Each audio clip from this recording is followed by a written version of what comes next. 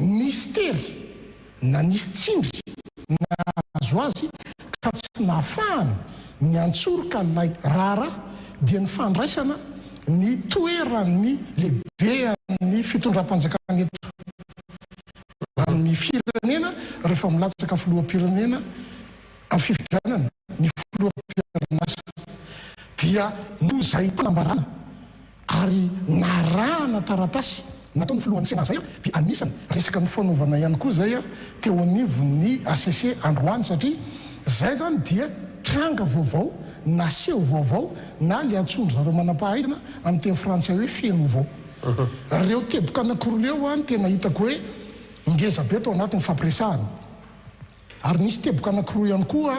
nameno ny ACC anay dia no hoe misokatra foana ny varavarana ho anay kandida 13 ary vonona ry zareo hiakompagné na iray zotra amin'izay fitadiavam-baolana rehetra ho atao eto amin'ny firenena. Ny famalinareo ny antson'ny ACC androany ve tsy midika ho micautionné an'ilay rafitra ihany satria raha ny fitakianareo nge dia hoe atsangano ny CES na ny cour électorale spéciale nareo ihany anefa ny androany no mamaliny atso tsy karazany fifanohan-kevitra na contradictoire ve ny fihetsikareo candidat to Jean-Jacques raha tsy etsoana candidat filipiréen monsieur Gasikara androany aloha mbola tsy misy ny CES ny ACC meo tsy misy antony zany le zavatra nodiniana no tonon'ny namako Brunella teo zava-dehibe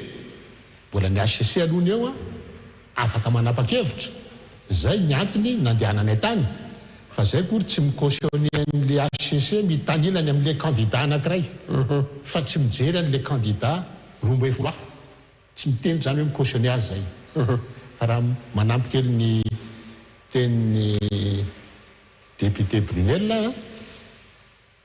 voateny daholo ny zavatra tokony tenenina tao amin'ny ACC io tao amin'ny fivonenan'ny ACC fa tsy piako kely fotsiny hoe momba n'le candidat Andry Robel ny zavatra hitany amin'ny réseaux sociaux dia tsy rariny hoy za hoe manodiava anareo manaky anazy ny zavatra mahazo azy fa io rangahy io nge mety jampa ny masony havanany ary zay namaiky azy andeha hijery spécialiste satria eto amintsika fantatra fa ny fitsaboana tsy ampy équipement na tsy ampy matériel tsy miteny akory tsy mahay ny malagasy fa ny anay ny zavatra nytenenay tamin'ny ACC androany dia zao tamin'izy nandinika ny dossier de candidature an'ny Cédric Rajoel izy dia niteny hoe zay ozy izy ny déclaration de nationalité an'ny Andry Rajoel autorité compétente manam-pahefana manana fahefana eto Madagasikara no namin'ny azy tsy anjaranay no manakiany hoe inona tsony fa tonga dia niraisinay le satria autorité compétente nasehoana anareo ve zay le autorité compétente zay nasehoana anareo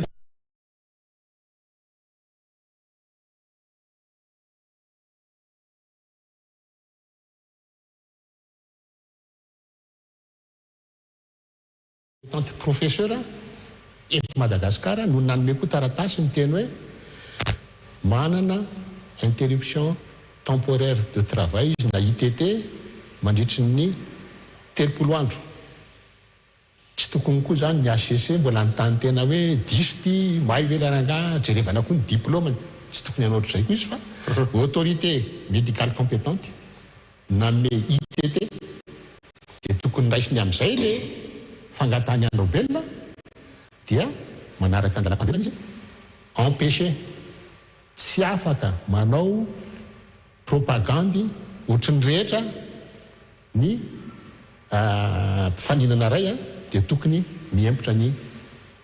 élection namanan'izay fangatanareo fanemorana ny élection zay hoe tsy fotoana nandehananay tany tsy angataka valiny fa anjaran'ny ACC no mifandinika ao izy fa zay miteny fotsiny hoe zao no zavatra hitanay dia arakarak'izay izy maka ny décision zay tsy hanosika azy zay tsy hanao teritery azy tsy fanaonay manao pression zay tsy nanambana azy basy ny teny hoe tsy maintsy fa zay fotsiny manome hoe zao zavatra misy zavatra mitovy reo tamin'ny Cédric Rajoely ianao ny anaiky taratasy avy any amin'ny autorité compétente ny lalàna tiandray resaka fahasalamana dia mba raisy koa ny décision avy amin'ny autorité médicale manahoana nefa nitokananareo raha ny fahitanareo ny valiteny tao anatin'izay fionan'izay tsy namia valiteny mihitsy izy zay koa tsy nangataka zany hoe nieno anareo ve zany no tena natao tao sa nisy hevitra avy any amin'zareo ihany nieno anay izy amin'izay zavatra tianay lazainy afaka ny teny daholo nge candidat ao fa mampalely rehefa ohatr'izao ny candidat larana fahatelo foana ny tsy ao tsy voavoalohany ange zao le candidat larana fahatelo efa natsona zay efa nyteny andao hiaraka ivory aminay fa matahotra anay ve izy tsy fantatro zay nge tsy mihinan'olona afaka mivory niaraka aminay izy dia nameny ny position tsy olana mihitsy dre mandeha zay novorin'ny FFKM izy nalefa ny solotena nalefany dia zay tsy nanaiky an'le solotena aloha satria hoe eto resaka ny candidat fangany solotena anao no mitovy niveau aminay tsy hainao matahotra anay ka manahoana nefa ny ACC tamin'izay tsy fahatongavany larana fahatelo izay io le ilazainareo mitahila sinsara zany sa hoe dia mbola nandeha foana dinga tsy rafa nanana ny atao hoe légitimité ihany ve le ACC tao anaty zava ho azy raha ohatra ngenao raha isy fivorinana na inona dia misy candidat ray no midongy dia tsy afaka ivovy ny sasany aisany koa nisy an'izany le za toujours tao fantsay arisy fantsay aintsarangamatenina amin'izay rehefa tsy tonga ianao dia tsy manana ny rariny anjarany no mieritreritra an'izay amaraka zay ACC zay androany manahirana ny olona mantsy nanantena zavatra ny olona nareo mitariky olona ary tsy manimba nyenjikareo amin'le mpanaradianareo ve le kinafinafina ohatr'izay tsy mamoaka fa voamarina sasana amin'izany indrindra zany fa tsy ny ACC ihany hatrany amin'ny SADC hatrany amin'ny OIF hatrany amin'ny FFKM dia hoe tsy mivoaka ny dinga dia lasa mandeha jambany fotsiny le mpanaradianareo tsy voamaika ave animba n'le tolona anareo zay le stratégie tsy fanomezana vaovao makasika ny dinika izay tsy marina nge miteninao zany tsy omenay aloha le vaovao raha tsy efa lasa lavitra dia misy fotoana ny zavatra rehetra dia rehefa azo ambara izy dia ambaranay ka tsy manimba n'le tolona anareo ve zay zavatra tsy manimba ny tolona mihitsy zany satria zay fotoana izay mahita daholo ireo vahoaka reo fa rehefa zavatra matotra vao amenay azy fa tsy vao misy zavatra kely mitranga dia omena nefa rany zavatra fa contradictoire no omenao le olona ny anay dia mandeha zay ampilaminana ohatran'ireny zay mandeha an-dalambe reny tsy mezakazaka mandeha ampieritrretana dia rehefa matotra tsara ny zavatra rehetra tsy maintsy mbola ho ampahafantarinay ny vahoaka malagasy fa ny manahoana ny mety tokonay amin'izay le atao hoe fiverenana amin'ny lalam-panorenana zay nambaranareo ihany teo ampivoana ny professeur ny fitsarana avy mbola lalam-panorenana ny mahakasika an'ilay filohany antemeran-doolona zay nanambara fa vonona andray any fitantanana mafilom-panjakana mpisolo toerana azy nandray karazana tsindry fandrahonana atramina fandrahonanao faty ny tenany sy ny zanany azy manoloana ny ACC mbola azo antenaina ave satria tsika mametraka fa ny ACC tsy azo ivalozana mety azo iverina ve niverena ny ACC amin'ny fanapa-keviny raha makasika an'ity le resaka famerenana amin'ny atao hoe ordre constitutionnel ty toka mifandray amin'le fanontanianao teo Andriamato Gasikara amin'izao fotoan'izao dia manahirana be ny toe-draharaha ny olana amin'izao fotoan'izao dia manahirana be ny toe-draharaha ny fisintomana lakolosy hoy ny fitenin'ny tanora ny fanitarana resaka familiana resaka fanaovana exploitation na fitariana amina hevitra hafa mihitsy ny vedikevitra zay ambara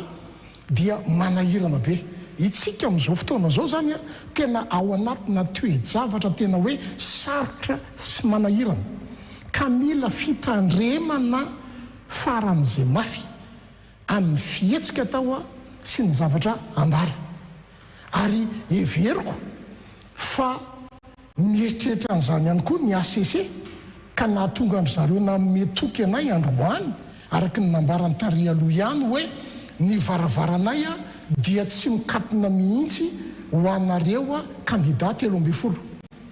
amin'ny fotoana rehetra ilainareo fifanantonana na fampiresahana dia tongava iona sy resaka everiko hoe samy mahatsapa fa samy tompona andraikitra ary samy mahatsapa fa tsy misy tombony ho an'ny kandidat ho an'ny mpanao politika indrindrindra fa ho an'ny vahoaka sy ny firenena raha sanatry ny vavanadily lelaka hoe misy pitikafo eto ka raha manontany ianao hoe mbola manana fanantenana ve nareo amin'le ACC fa iverina fanapahan-keviny izy raha ohatra ka io maneho fahavononana io a ny filohan'ny antenimera ndoolona satria nareo manko niona tamin'ny tao fa tsy ny vahoaka mantsy za dia mihevitra Andriamatoa Gasikara fa samy maniry mba hiaina am-pilaminana sy ampitoniana daholo a tsika rehetra everiko fa tsy malagasy kosa tsy tompona andraikitra ary tsy tia tandrazana raha mitady korotana na fikorotanana na sakoroka eto amin'ny firenena amin'izao toe-javatra misy zao fantatra tsara nge hoe avy aiza ny mpitrano zao olana sy disadisa rehetrarehetra zao e avaiza mazava be a fa misy le fampahafantarana ny voaka maha tsy malagasy intsony ny filoham-pirenena teo aloha ny olana nefa dia ity ao anatina fitondram-panjakana na fandraisana andraikitra faratampony eto ny firenena lay praitan-drazana amintsika no mangataka zo-pirenena hafa mba azotsika eritretina ve zany zavatra zany na ny porteny zany zavatra zany ho an'ny stratège na ho an'ny officier de renseignement raha vao double nationalité ny olona anankiray misehatra ao anatina rara dia reny le considéré zareo hoe agent double agent double sady miasa ato izy a no miasa ato zany nefa en matière na renseignement na en matière na stratégie indrindra vao hoe fitondrana firenena ary lay izy a tsy nampafantarina teo aloha fa no ny toe-draharaha misy na rivotra nitsoka avy any ivelany a no ny voan'le izy dia nahafantatra zao tontolo zao fa hoe misy tranga ohatran'izao ny olona rehetrarehetra zany na ny kandidat na ny praitan-drazana zay mpanara-baovao dia ny eritreritra fa hafa ny fanapahan-kevitra raisy ny ACC tao anatin'ireo fanamarinany ny atota taratasy samihafa ivalidena le candidature ny voaka nefa lay fanapahan-kevitra ny ACC tamin'io fotoana io moa zany za mbola tsy teto atandrazana fa namita hiraka tany ivelany fa araky ny fitantaran'ny namana dia hoe 12 ny anarana ny tononona ary zay ny mivoaka tery amin'ny fafany fa rehefa avy eo a vo ny tononona manokana ny candidat fa 13 dikan'izay a alay-panahy ny mpanara-baovao hoe misy fanapahan-kevitra roa samihafa ve naraisin'ny ACC ka lay voalohany no vakiana fa mitovanana le zavatra fandroana la izy dia tsotra Andriamatoa Gasikara tena mila mitandrina isika amin'izao toe-java misy zao satria lay lalàna zay vakiana faran'izay tsotra no roitindry manam-pahaizana no roitin'ny manam-pahefana maro dia nefa any an-tsain'ny kandidat sy mivondrona ao anatin'ny collectif sy ny mpanara-baovao maro dia tsy resy lahatra amin'ilay fanapahan-kevitra ka za mahita hoe ilaina ny fitandremana ka zava-dehibe loatra ny fitodiana eo amin'ny ACC ary isorana ihany koa ny ray aman-dreny FFKM fa dia mamerimberina tsy mitsahatra ary zareo fa vonina hatrany anelanelana amin'ilay toe-javatra misy mba ahafahana mitondra vahaolana ho an'ny firenena ny tanjona dia tokana ihany ny FFKM mampiasa an'le fitenenana hoe fiadanana fa ho anay le izy dia hoe iainantsika ao anatina filaminana ninao a le ozy ianao afaka miverina amin'ny fanapahan-kevitra taloha ve ny ACC dia afaka ary tokony miverina amin'ilay fanapahan-kevitra taloha satria misy natao hoe fait nouveau. Le fait nouveau, le fampiororona sy fanambanana ho faty ny président Sénat i-renoncer na hoe tsy handray an'ilay fitondrana filoham-pirenena. Azadino ange fa tamin'izy ny teny hoe tsy handray an'ilay toerana filoham-pirenena izy dia ny teny hoe pour des raisons particulières ozy amin'ny teny frantsay. Na hoe amin'ny antony manokana tsy manokana antony particulière tsy tena mazava nantany tena daholo tsika tena inona raha ndika le raison particulière mazana mantsy rehefa misy ohatreny dia ny fomba fiteny dia hoe pour des raisons personnelles. Zany hoe nitiny nambara tamin'izy nanao an'iny tsy noraisiko ny fitondrana noho ny antony tsy miankina amiko fa tsy niteny zay noho ny antony miankina amiko zay ny tokony tenenina noho ny antony tsy miankina amiko zany hoe zao izy vao mivoaka le fampiororona sy fanambanana ho faty zay zany le ambaran'ny pomba ny fotoma aloha Marc Ravalomanana fa mandangy kitrano zao ity filohany antenimera ndoolona ity manoloana zay trango zay ka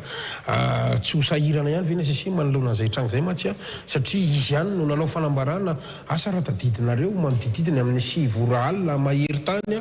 ny amin'ny hoe tena nandefa taratasy fa tsy afaka andray an'le izy satria miresaka fenouveau matsy ianao ka io ange dia zao magagy miteny ny filohan'ny loholona eto amintsika fa nahazo fampiororona sy fanambanana ho faty dia inona nataon'le fitondram-panjakana le gouvernement zay tokony misy olo ny filoham-pirenena tokony hanokatra enquête izy tokony handray ny ambaratonga-panjakana izy hoe ahoana kosa ty fa tsy mety dinona natao zareo mandainga fotsiny le olo isy daholo zany laingy zany io zao voarivo misy lo olona ary miteny hoe tena mila jirena ny toe-pahasalamanga dia marary saina sy ny salama tonga any amin'izany ny atevitritsika eto Madagasikara raha-pirenena ambony be sala amin'izany mantsy le ka zay le mampalahelo mantsy zay ve sisa mbavaly ny azony zareo atao hoe marary saina le olona fa maninona le olona lazanao fa marary saina averiko foana raha tany ambolohana izy dia nandeha normal momba tsy handray an'io noho ny antony avaty amiko dia niravina ho azy io fa fanaininy mihitsy ny teny ataoko amin'ny teny frantsay hoe tsy afaka mandray an'io pour des raisons particulières. Inona le raisons particulières misy antony iny misy dikany iny nanaovana an'iny fa noterena izy zay no dambarany androany fa inona moa ny antony izy ve adala dia hiteny an'izany raha ohatra anna fa maninona ny tonga dia alefa ny hoe tsy salama saina izy so dia le olona so dia le olona kosa le olona teny an'izany no marary saina velona kely Andriamato Gasikara zaho dia tsy fantatry ny filohan'ny antenimieran-doolona hoe ilatsaka ho filoham-pirenena amin'izao fifidianana zao matetika zahay no tafiaraka ao anatina andraikitra marobe za moa zany dia misalotra ny satany filohalefitra ny antenimieram-pirenena ary matetika rehefa be ny andraikitra eo anivon'ny antenimieram-pirenena dia ny tenako no tendreny ny filohan'ny antenimieram-pirenena misolo tena azy amin'ny andraikitra maro samihafa indrindrindra fa hoe ivelany ny androm-panjakana eo anivon'ny antenimieram-pirenena tsy indray mandeha na indroa no tafiaraka amin'ny filohan'ny antenimieran-doolona miatrika zavatra dia indrindrindra hoe fanasana amin'ireny masovo samihafa ireny dia ny amin'ny reny protocole reny rehefa tonga zahay izay misolo tena ny androm-panjakana dia omendry zareo efitrano mitokana alohan'ny fanombohany raharana fanombohana lanonana dia manana fotoanana misy occasion be dia be mihitsy fampiresahako tamin'ny président Sénat zao foana ny zavatra tenenin'ny président Sénat rehefa tonga amin'ity resaka tetezamita ao anatina fitantanandraraha-mpanjakana ity zahay zao foana ny averimberiny président Sénat monsieur le VP fo io fotoana hitantanako ny raharaha-mpanjakana io mandritra ny fotoam-pifidianana fa iezakitsika andamina sanamboatra ny sosialy io fa mafy be ny zavatra mahazo ny vahoaka malagasy averimberiny foana zay hoe na fo io fotoana io fa tena iezakitsika anatsara sy anamaivana ny lafiny sosialy anamaivana ny andavanandro ny vahoaka malagasy mandritra ny fotoana io na 3 volana io ozy na 4 bolana dia ezakitsika namboatra ny sosialy-mbahoaka averimberiny foana zay za tsy miteny aminy za angeka ilatsaka filoha fa izy zany mieritreritra fa hoe samy ao anatin'ny androm-panjakana zay dia mamerimberina an'izay izy hoe ndaotsika hiaraka mandritra n'io vanim-potoana fifidianana io anamboatra an'izay lafiny sosialy zay ka tongavana dia tsotra hoe efa niomana tompoko ny filohan'ny Sénat andray ny toeran'ny filoham-pirenena vonjy maika mandritra ny vanim-potoana fifidianana tsy marina mihitsy ny filazana fa hoe tsy niomana izy ary mihoatra lavitra an'izany tsy mitombona mihitsy ny firesahana fa hoe misy tsy fahasalamana izy sanatry fa tena olona manam-pahaizana ray aman-dreny olona posé tsara ary olona équilibré fa tena hoe sous contraint misy zavatra nanery azy tao zay navesatra be taminy na tonga nyreny double langage na hoe fiteny roa samy hafa reny itirako ny tolona zay tarianareo collectif des candidats misy 240 ianareo ny candidat ao anatin'ilay etsika satria efa ho 10 andro nga mantsika zao nanaovanareo an'le etsika natianareo aloha na tsy tianareo ohatrany tsy ao anatiny natao hoe tena tolom-bahoaka raha ny endrika satria ny vahaolana na hoe ny valiny zany dia hoe mbola tsy tafiditra teo amin'ny 13 mai nareo aloha hatramin'ny androany ka ny fantaniko voalohany dia tsotra ho tafavoaka ve io tolona zay tarianareo collectif des candidats io raha amin'izao endriny andeha ataoko hoe somary endrikely ohatra milamindamina zao satria raha mitantarany tolona anjerentsika za tsy mamorona miresaka 20 sy 7 2 raika amin'ny 10 hatrany amin'ny 2 amin'ny 7 dia andeha hoe sokajiana endry sy milamina kely io ka ho tafavoaka ve tolona anareo raha amin'io endriny io ampy anerena ny filoha teo aloha Andry Rajoelina sy ny gouvernemanta ve io endriky ny tolona izay ataonareo androany io zavatra misy aloha Andriamato Gasikara izy le nambarako teo hoe zay zany le toe-java-misy zahay ve zany anaiko ho latsaka ao anatina fandrika na mety ho latsaka ao anatina paipaikady politika zay maloto every kosa fa tsy te andeha amin'izany zay zao mandeha ampilaminany zahay fa tsy misy sommation tsy misy avertissement fa olona manao diabe milaminy zahay misy fiara mipotra tampoka za tsy teheteny hoe mpitandro filaminana fa raha mpitandro filaminana tsy tokony manao fitondran-tena ohatra an'izany potra tampoka amin'ny tomobile dia tonga dia mitifitra tsy akijanona mihitsy aty aminay efa nitodoha zahay mandositra mbola arahana tifitra tsisy sommation oa tsisy avertissement tsisy filazana hoe mijanony eto nareo nampartanareo na miemoronareo fampiasa hery zahay tsy mifanaraka natao hoe asa protocole saina fitsonareo ianao manko ao anatiny manamboninahitra eo an'io police pirenena asa eo indrindry sika ny fampiasana fitaovam-piadiana tompoko dia misy lalàna misy fepetra mazava tsara ao arina ny fampandrenesana ao arina ny fampitandremana intelo vao tokony misy zavatra hipoaka ary autorité administrative na autorité civile tokony Andriamato préfet no midina eny fa latrika aminay ny teny hoe mijanony eto aminareo na modinareo na mpartanareo fa tsy zany ny zavatra misy fa olona mandeha ampilaminana tsy mieritreritra ninina fa tonga dia misy fiara mipoitra tampoka avy any dia mitifitra vararaka ho anay izy dia tsotra tena provocation isina fikorotanana be everiko hoe mba atongavana amina paipaika politika hafa hatreto zahay tsy miombona amin'izany ary tsy miditra amin'izany satria zahay dia mieritreritra fa lalàna ny tokony ampiarina ary fantatra ihany koa fa tsy mitondra soa ho an'ny firenena zany zavatra izany ty misy occasion ty zay na merenako ilay teny satria zay le stratégie anareo milama mahitsy souffleur sy ny maro samihafa oentinareo zay ve anerenareo an'le fitondrana misy ampy anerenareo an'ilay rafitra misy na eto atoerana na iraisam-pirenena andresenareo lahatra amin'ny hetsika zay ataonareo sy andresenareo ny candidat Andry Rajoelina. Tena mba mianatsy kosa fa reo olona misy teto Madagasikara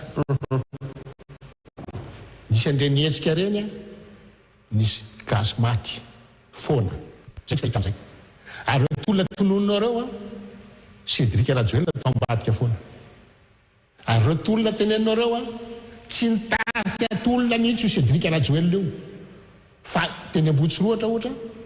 rehefa niteniny olona izy niafina tany ambadika tany dia nody firy raha mandrika teo amin'ny teo Ambohitsiroatra teo zay tsy hanao an'izany ary zay niteny izahay collectif des candidats zay hitarika ny tolona zay ny ambona raha mitifitra izy zay ny vovoalohany fa zay tsy andefa olona mihitsy zay eo amin'ny loana atao bouclier dia zay hery ao ambadiky ny olona io nge azadina hatramin' zay nanao diabe io tany amboalohany zay lazaina fa vitsikely fa Andry Rajoelina mahazo olona be dia be fa raha raisiko fotsiny tamin'ity herinandro ity teny anosy be nisy analina ny olona teny androany misy analina ny olona teny Ambohipo teny nandefa olona izy mba misy miteny hoe amin'ny toerana misy tsena sotra zany nareo mitagorogorona ohatrany hoe mifangarongaro amin'ny olona metsena ny olona metsena tsy andeha eny rehefa tsy te ho eny zay tadidina zay ny akaso anga misy tsena ny akaso mety tsisy tsena ary zay ny tena dianaisaka ny ataonay androany midina ny akaso iny fa zay nandeha nakano any akaso nisy élément-ny TGV orange teo niorakoraka anay vitsy anisa ange izy nisy zato nga misy koa zay tena hoe tsy mila affrontement tsy mila mikorotana ny anay dibe nataonay hatramin'izay dia nandeha ampilaminana averiko eto ny tenin'ny Roland Ratsiraka tsy nisy nahatody ray aravaky tsy nisy fivarotan'olona nisy nandroba ny anay nandeha ampilaminana ka mieritreritra ve zay stratégie anareo zay ve aombo folo andro tsika zao nanampanaradianareo ary ve tsy kivy androany dia ohatrany tsy hita ihany izy ty fa ohatra miaingetsy dia mifarany etsy dia veloma dia raha pitso mena programme na ny communauté internationale na tsy fantatra zany zay le tena ampianerena ve aomby ve zany stratégie André Madagasikara milaza miara-mahita aminao fa mahomby ary mandroso ny tolona ina marjefy tsotra be tsy zao tompoko ny ambiance électorale eto Madagasikara tsy zao ny ambiance électorale eto andreny vohatra Madagasikara raha ohatra ka tsy miombona ary tsy mirona miaraka aminay ny vahoaka maro misy zany marjefy mazava be mihitsy zany fa miombona aminay ny olona sasany midiny eny akanja sasany tavela amin'ny asa mandrara azy misy azy fa miombo-po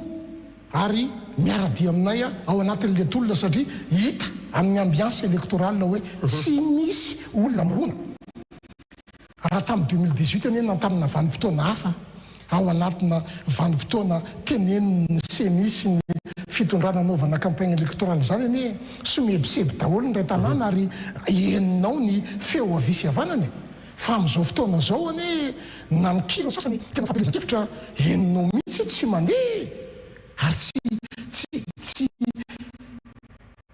tsy eninao ny akony hatreto aloha dia voatosika ny mpitandro ny filaminana foana ianareo zany raha nareo motrezime foana ny ampanatenainareo dia rehefa eny akanja aveo dia miodiny ery dia maketsy makeroa ny tena manahirana ao anatin'izy dia lay vahoaka ihany koa ohatra asa matahotra no voasambotra matahotra no faty sy ny maro samihafa reny ve ny atao hoe vahoaka malagasy reny ve ny atao hoe vahoaka raha ohatra ka taritanareo inona ny antony mahatonga ny olona marisarisa ao anatin'ilay etsika izay ataonareo tsy marisarisa fa zay nge mahatarika olona be dia be lera zay hoe marisarisa le olona raha vao tsy miasa izy dia tsy misakafo tsy tondrana ny olona eny amin'ny 13 mai aloha androany dia mitanila na ny force de l'ordre manino raha olodina afaka ny 13 mai tarika olona teny mitsangana teny amin'ny petite vitesse nisy tany be oririka maninona tsy nisy gaz lacrymogène manona tsy nitoferina izy fa maninona zay milahatra tsy manana 13 mai fa nivela 13 mai zay nge milahatra teny amin'ny tunnel araky mitenao tamin'ny voalohany mbola vitsy ny olona fa teo amin'ny tunnel mitovy ohatr'izay ihany ataontsika nisy olona tsy fantako roanjato telonjato efajato teo tsy misy sommation tsy misy inona teny nitofirina zay teo ny navoan'ny masony i Andro Bell teny anosy zay nilahatra ny andro afano iny a tonga teo mbola tsy tonga alohana tonga avy any amin'ny palais de justice nijanony zay a misy force de l'ordre lavidavitra anay teo zay hoe andao ravana ty samy moatsika fa raha-pitondrantsika miona efa nitotika zay namela mosina nitofirin zareo zany ny zavatra misy zay mahatonga ny olona sasany mety atahotra hotifirina ary zay namezanay exemple amezanay ohatra izahay no milahatra eny am-voalohany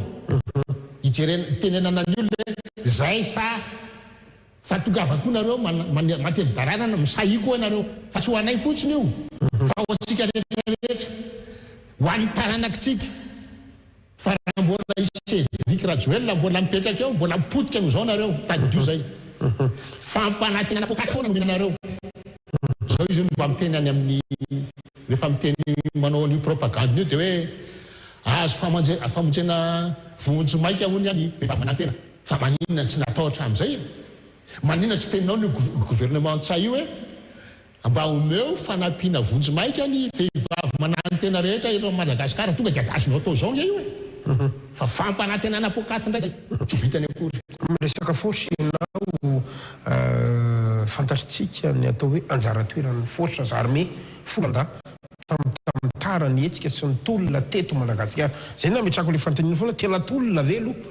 tolom-bahoaka ve io ataonareo io sa tolon'ny candidat ny force androany dia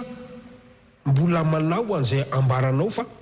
mety ho toeran'izay fa ny zavatra misy aloha ny force rehefa fantany fa makany avoaka izy dia makany avoaka fa hatreto aloha rapport de force so hitan'le force kosa fa mbola tsy any aminareo ny hery fa mbola any amin'ny fitondrana milaza fa miaro ny ara-dalàna izy a dia ve zany fa tsy ara-dalàna zany nareo a na hoana ny force tsy manara-dianareo ao anatin'le tranga misy sy ny zavatra misy nefa nareo ihany volana hoantso tamin'ny maraina tetsy ambohipo a fa avy amin'ny vahoaka ny force ary tokony hiverina ho amin'ny vahoaka tsy mena nareo ve zany ny force sa tsy légitime ho an'ny force nareo tsy légal ho an'ny force ianareo inona moa ny idirana légalité tany position ana forces armées io ny anatin'ny forces armées a misy ambaratonga commandement dia iny ambaratonga commandement iny no midiny zany hoe ny amin'ny tapiny amin'izao fotoana zao no tsy miaraka aminay tsy mahavita mandresy lahatra ny force ave nareo zay le tiako ametrana fa nga mila resy lahatra moa ny force zao ny teniko aminao zay a misarika olona be dia be ihany rajoela tsy mahasarika azoko tenenanao zay raha mahavita izy sa misarika olona izy ahitao Tananarivo mahavita fa zay mahasarika olona be dia be ny anay a ny zavatra tetavinay tsy misy olona maty tsy misy fandrobana fa ny anay a dia be mandeha ampilaminana dia zay miantso ny vahoaka rapitso miala eny amin'ny eny ampasikitsika rapitso anao diabe lavalava diabe io tsy anatina ny 13 mai tsika tsy misy antony zany hitifirana atsika dia tongava ianareo maro asehotsika fa tsika mila fiovana mahery vaika tsika tsy mila fitongana manery ny mponina le malagasy nge fa maty zao i raha mahita nge raha taloha mitentsika misy be dia be ny olona tsy misakafo afa-tsy indroa isanandro zao be dia be nefa tsy misakafo afa-tsy indray mandesaky ny roa andro zany ny zavatra misy enelelena zay a rano mangatsika no sotroana tsy manana avokory izy anaovany iny ramafana. Iverena kely le resaka fotra teo tsy fa kasiketana candidat moa no anasananao eto any Ambotombory zavatra fa tsy azo anisorananao tsy ho manamboninahitra ambony eo anivon'ny polisy pirenena miresaka mantsy ny candidat Jean Jacques Ratsetson amin'ny hoe nga mila resena lahatra ny force fa nenahy zany resaka lojika ary mifay raha miresaka révolution ty Afrika zao tsika manome ohatra ny firenena Tchad, ny Gabon hatrany amina firenena maro samihafa misy aza ny avant élection après élection président lany ao anatin'ny 420 ora tonga dia tratran'ny coup d'état satria mandray andraikitra amin'ny forces armées ary ny colonel Sala Soavy na avany ampitan-dranomasina nanao antsoitsy ho an'ny tafika malagasy androany zao manoloana zany hoe isika amin'ny atao hoe dernier rempart sy ny ohatry zany eto Madagasikara tsy ahitanao na fofony zany tsy faraisana andraikitra ny force zany raha tena tolom-bahoaka ny anareo zay mampatonga ana amin'ny teny hoe sode tsy any sa ny forces armées eto amintsika mihitsiny no tsy manana zay kolotsaina dernier rempart araka nambaran'ny colonel Sala Lena Soavy zay. Anisan'ny voatsikara foana Madagasikara hoe tsy be teny, tsy miteny, tsy miresaka mihitsy eny andaharana. Androany aloha ianao omaly ianao voanandray fitenenana. Omaly voanandray fitenenana. Miezaka Andry Madagasikara mitandrina. Zaho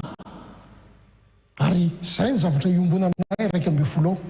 dia tena hoe amadika ny tantarany Madagasikara ty. Tena hoe tolom-panafahana esorina eo ambany vahoho nitanjana tany amin'izay Madagasikara dia hiaraka zahay anamboatra sy anorina n'ilay firenena. Rehefa mandeha ny fifidianana samy andresy lahatra zahay ny mpifidy fa ny fiombonanay aty amadika dia fa hoe amp'izay le resy fandao arenina le firenena ndao aorina le firenena. Ary za dia mamerimberina an'izany foana hoe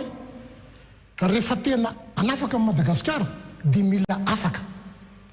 Ny olona afaka no afaka. Ary rehefa anafaka amin'ity firenena ity tompoko dia tsy mila maloto tanana. Tegna zao tsy akolafataka na akolavositra na omby vositra aladitra. Karaha hoe ilaina ny fijoroana dia tsy maintsy hijoro fa mialanenina tsy isin'izay. Ary za dia mihevitra fa hoe tsy tsara ho antegna zao agnavitra n'ity firenena ity sy amadika amin'ny fahababon'ity firenena ity no sagnatrian'izany isy rano tagnana. Zaho dia marina zany manambolona aminahatra generaly ny polisy pirenena ary ny zavatra nisy teo Kazomanga dia tsotra rehefa nandeha ny tifitra dia sepotra satria nitotona teo aminay teo daholo lay tifitra be dia be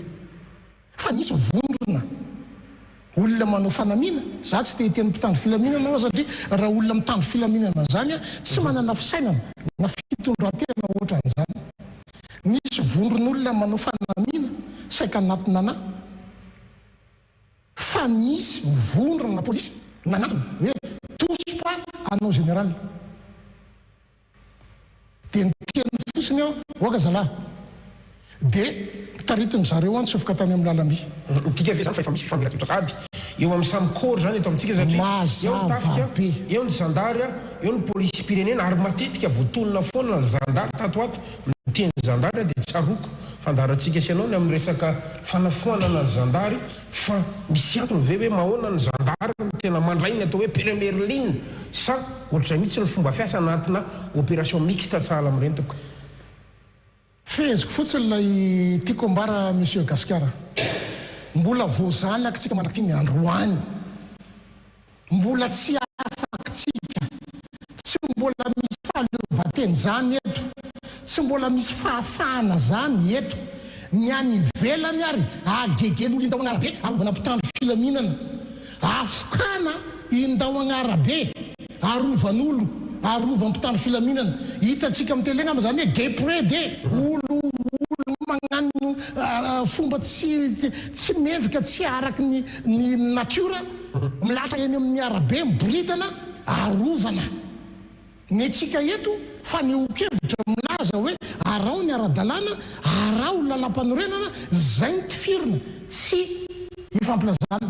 dia teny vetsika fa afaka ao anatin'izany za tsy teny lafiny ary tioka reny fa ho avy fotoana ifampiresantsika n'izany fa zavatra ray fotsiny ary verimberiko foana raha voatera-tany malagasy anankiray tompoko no mikirakira 10 tapitrisa ariary fotsiny dia raha maso enjehana fantarina ametrahana an'ity fanontaniana rehetrarehetra ity avesy ty voly ty atao inony ty voly ty makaizy ty voly ty ahoana nazaonao an'ity 10 tapitrisa ariary dia zany venao dia afaka hiteny fa afaka ianao eto amin'ny firenenao afaka ianao eto amin'ny taninao ninninona fanananao eto dia ahitanao loza daholy ninninona etsika ataonao eto dia ahitanao raorao daholy dia hiteny vetsika androany fa afaka dia raha ao anatin'izay tolom-panafahana ohatrehantsika zay misy azo elana ny tsy isiana raha mandrika ary tsy iverena 1947 tsy aloha ve aloha mialaneniny fa eto tompoko vonona hijoro ho an'ity fireneny ity ary ho an'ity tanindrazana ity zahay 1 fa zay fotsiny ty ametraka hoe aoka tsy hisy lafika aloha tsy aloto ny tananay satria tena efa ny fanaovelirano zay fa amadika marina fahababonatsika Brunel tena manaitra ana le hoe resako teo mantsy hoe azaka tiana ny manamboninahitra generalinay kanefa police pireny zany hoe misy tsy milamina aveo am'le koro anankitelo am'izao zavatra misy aloha zany ary hitany rehetrarehetra na mpanao gazety nahitan'izany teo amin'ny rond-point Akazomanga teo Akazomanga nisy nanatona ana dia nisy nanatona koa nandrara hoe tospa dia ozy zako hoe oka zalahy dia nateriny zareo fotsiny nitsofoka tamin'ny lalam-by zay a dia niemotra zany zay ve zany no andrasantsika hoe isy hery fandramatra eto sanatria za aloha tsy manaiky ary za tsy miombona ao anatin'izany satria fantatro ny enjeu ary fantatro fa manipulé ny rehetrarehetra ao anatin'le situation resaka amin'izany le ohatra hoe tany avelany ny Tchad sy ny karazany sy ny Congo tany tonga tsy nisy nay tamin'ny miaramila na ny force de l'ordre nietsika fa tao Congo vao vita ny élection ny zavatra nitranga tsy tali Bongo tsy tany candidat sasany directoire militaire naka ny fitondrana mondrasany ohatr'izay koa veto amintsika tsy satria tsy miteny reo a dia manaikinaiky fahatany fotsiny fa zay ataoko hoe ny anay a tsy hitady affrontement zay tsy hitady ady mivantana am'ireo gendarme reo zay baikion'ny Cédric Rajoel nefa izy efa tsy filoham-pirenena intsony izay no mibaiko an'ireo rehefa mandeha mivoaka amin'ny télé izy mbola miseho azy filoham-pirenena mipôzy izay efa citoyen normal dia hoy zaho hoe olona ray ve ny problème eto Madagasikara dia asiana raha mandrika eto dia iady ve ny gendarme sy ny miaramila na ny gendarme sy ny police na dia inona ny efa rahantsika zay zany tsy inona ny apelina ataonareo collectif des candidats ataonao zany mba tsy siny zay atao hoe olona ray no mety hiteraka ny atao hoe ady an-trano ho an'ny malagasy ao anatin'izao trango izao dia napena ataoko amin'ny forces armées dia zao aza maka mesure amin'ny tangina nareo rehefa hitanareo zay fa milahatra an-dalambe tsy mamaky trano zay tsy manao amboletra zay fa milahatra ampilaminana tsy misy anatody ray raha vaky tsy misy nampivarotra ray raha menimenina hoe very ny etako avy alao zay ilahatra ampilaminana tompoko naiza naiza tianay ale avy alao zay ilahatra ampilaminana fa zay afaka miteny aminareo fa zay mafian'ireo vahoaka manaraka anareo fa za atao tangilany anareo a rehefa ry raolodinina mandeha milahatra tsisy pobasy tsisy nina motrana resaka tena olana raha mba hoe farafaratsiny hoe gaz lacrymogène fotsiny ara no atorany ange tsy maninona tsy maninona fa misy zavatra fa misy zavatra hafa misy atao hoe bombe sale na bombe maloto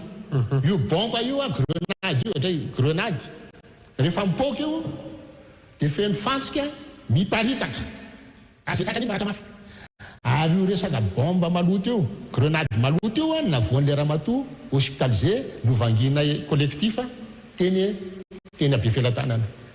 aiza ve nisy an'izany hoe zay tonga hijeren'le olona marary dia efa tenenina melo hoe tsy mahazo maka sary nareo, tsy mahazo mihoatra olona roa mamangy. Fa rehefa jery an'le ramatoa zay dia za samy teny efa nytenen'ny président Roland Ratsiraka iny. Goka be ny ato an-damosiny ato, tsy bomba lacrymogène na tonga zay ratra zay. Goka be le izy ary le olona bevoka. Dia ina koa nitranga herinay taty arina ndray andro 2 andro avy eo, le olona tsy maintsy niopérena satria izy ny dokotera tsy vitana pansement io satria ngeza loatra le ratra mahazo azy, tsy maintsy miditra bloc opératoire. Le olo io andro andro avy eo dia nasainy zareo mody zany dia tsy ny hôpitaly nandroaka azy tompoko. Fa reo olona fitondrandreo ny hoe alasa alefa somody izy na ho faty ara izy, na ho faty any ary izy zany dia tsy maninona zany hoe dia fitondrantenan'olona manam-panahy. Zany nge zavatra misy eto amintsika. Le olona matahotra, le olona maratra efatra ny tonga teny amin'ny hôpitaly a vao netinety dia mitsoka ho azy nandeha nody any an-tranony. Inona ny antony matahotra. Tsy mety zany rangahy tsy rariny zany. Tsy rariny zany hoe malagasy matahotra eto amin'ny taniny tsy azo atao zany. Ny resaka ataontsika hoe fifampiresana satria anisan'ny antony natonga anareo hidina an-dalambe ny tsisy ny akord politika tao anatin'ny 2 andro raha nanao antso nareo ny zoma tsy tanteraka hatramin'ny lahady nampanantena fa hiditra trésime nareo ny alatsinainy ny fifampiresana. Ataontsika hoe mamaolana ve le fifampiresana atreto aloha io zao ny FFKM mananao ohatrany tsy niabodira le satria le candidat larana fatelo tsy mety tonga mihitsiny tsy misy hevitra tapaka dia manao fanamarana le FFKM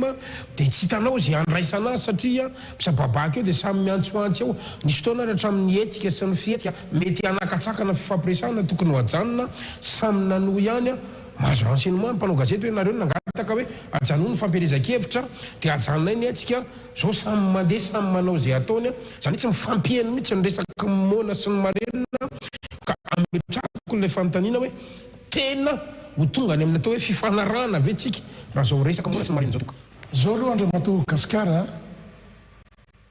ny sujet politique amin'izao fotoana izao dia miazakatsaka be, mivoatra aingana be. Fa ny zava-dehibe ao anatin'le izy dia hoe ny ray aman-dreny FFKM dia maneho hatrany ny fahavononany ampiona sy ifampiresaka. Izy ilay ambaranay eo hoe itsika tompoko dia manana fahendrena ary itsika dia manatsaina miezaka tsika tsy ho latsaka ao anatina fandrika ary isorana hatrano ny ray aman-dreny FFKM manizingizina zay fahavononana zay. Fa minoa maromaro ianao Andriamatoa Gasikara fa amtindra ny toraka ty ny herin'ny vola dia tsy aresy hoia ny fahendrena sy ny fahatakarana. Averiko ndray mandeha amtindra ny toraka ty ny herin'ny vola dia tsy aresy ny fahendrena sy ny fahatakarana vahoaka malagasy. Mazava tsara mihitsy n'le izy midika ve zany fa misy mampiasa vola dia misy tsy manam-bola. Nareo hoe zany le tsy manam-bola dia ny andaniny le mampiasa vola, sa nareo mampiasa vola dia ny andaniny afaka tsorinao kely ve le tena tena. Azadino aloha Andriamatoa Gasikara fa zany firotsahana hofidiana filoham-pirenena zany tsy kilanao an'izany zany ary tsy misy olona anao andrakandrana amin'izany fa matoa milatsaka hofidiana filoham-pirenena dia mieritreritra fa manana zo aloha voalohany indrindra ary manandray fanapahan-kevitra matotra tsara ahafahana miatrika ny fitantanan-draharaha pirenena raha pitso rehefa mipetraka ilay fifidianana. Ka raha hiteny manam-bola sa tsy manam-bola sy ny sisa manahirana zany. Tonga dia tsoriko le resaka misy mandeha any ambadimbadika any tsy manam-bola anaovana propaganda reo zay mampatonga an'ireo mikivorivory anempotra ny fifidianana sy ny sala amin'izany fa raha fon'ireo maninona tsy manao propaganda so dia manareo marina tsy manam-bola anaovana zay propaganda zay ka mitady ny fomba rehetra io any amborana anazy. Mialatsiny kosa mialatsiny zay nge tsy efa hoe ho avy ny propaganda vo tranga zay hoe tsy mety io efa tany amin'ny septembre tany zay efa talohan'izay zany efa nyteny hoe misy zavatra be dehibe tsy mety tokony arenina voalohany tamin'izany liste électorale efa zany dia efa voatsikaritra io liste électorale io fa tsy miady fandrotsaka ihany nareo nanandra ny tetiandro ny atsisy ihany nareo naka ny atsapaka ny laharana ihany nareo eo ny manko le zafady lametsika risy zao le izy rehefa Gasikara alohany marina ny ambara eto ho fantatra mipraitan-drazana rehetrarehetra rehefa miresaka mipraitan-drazana mitondra fanjakana ka miresaka karamanympiasa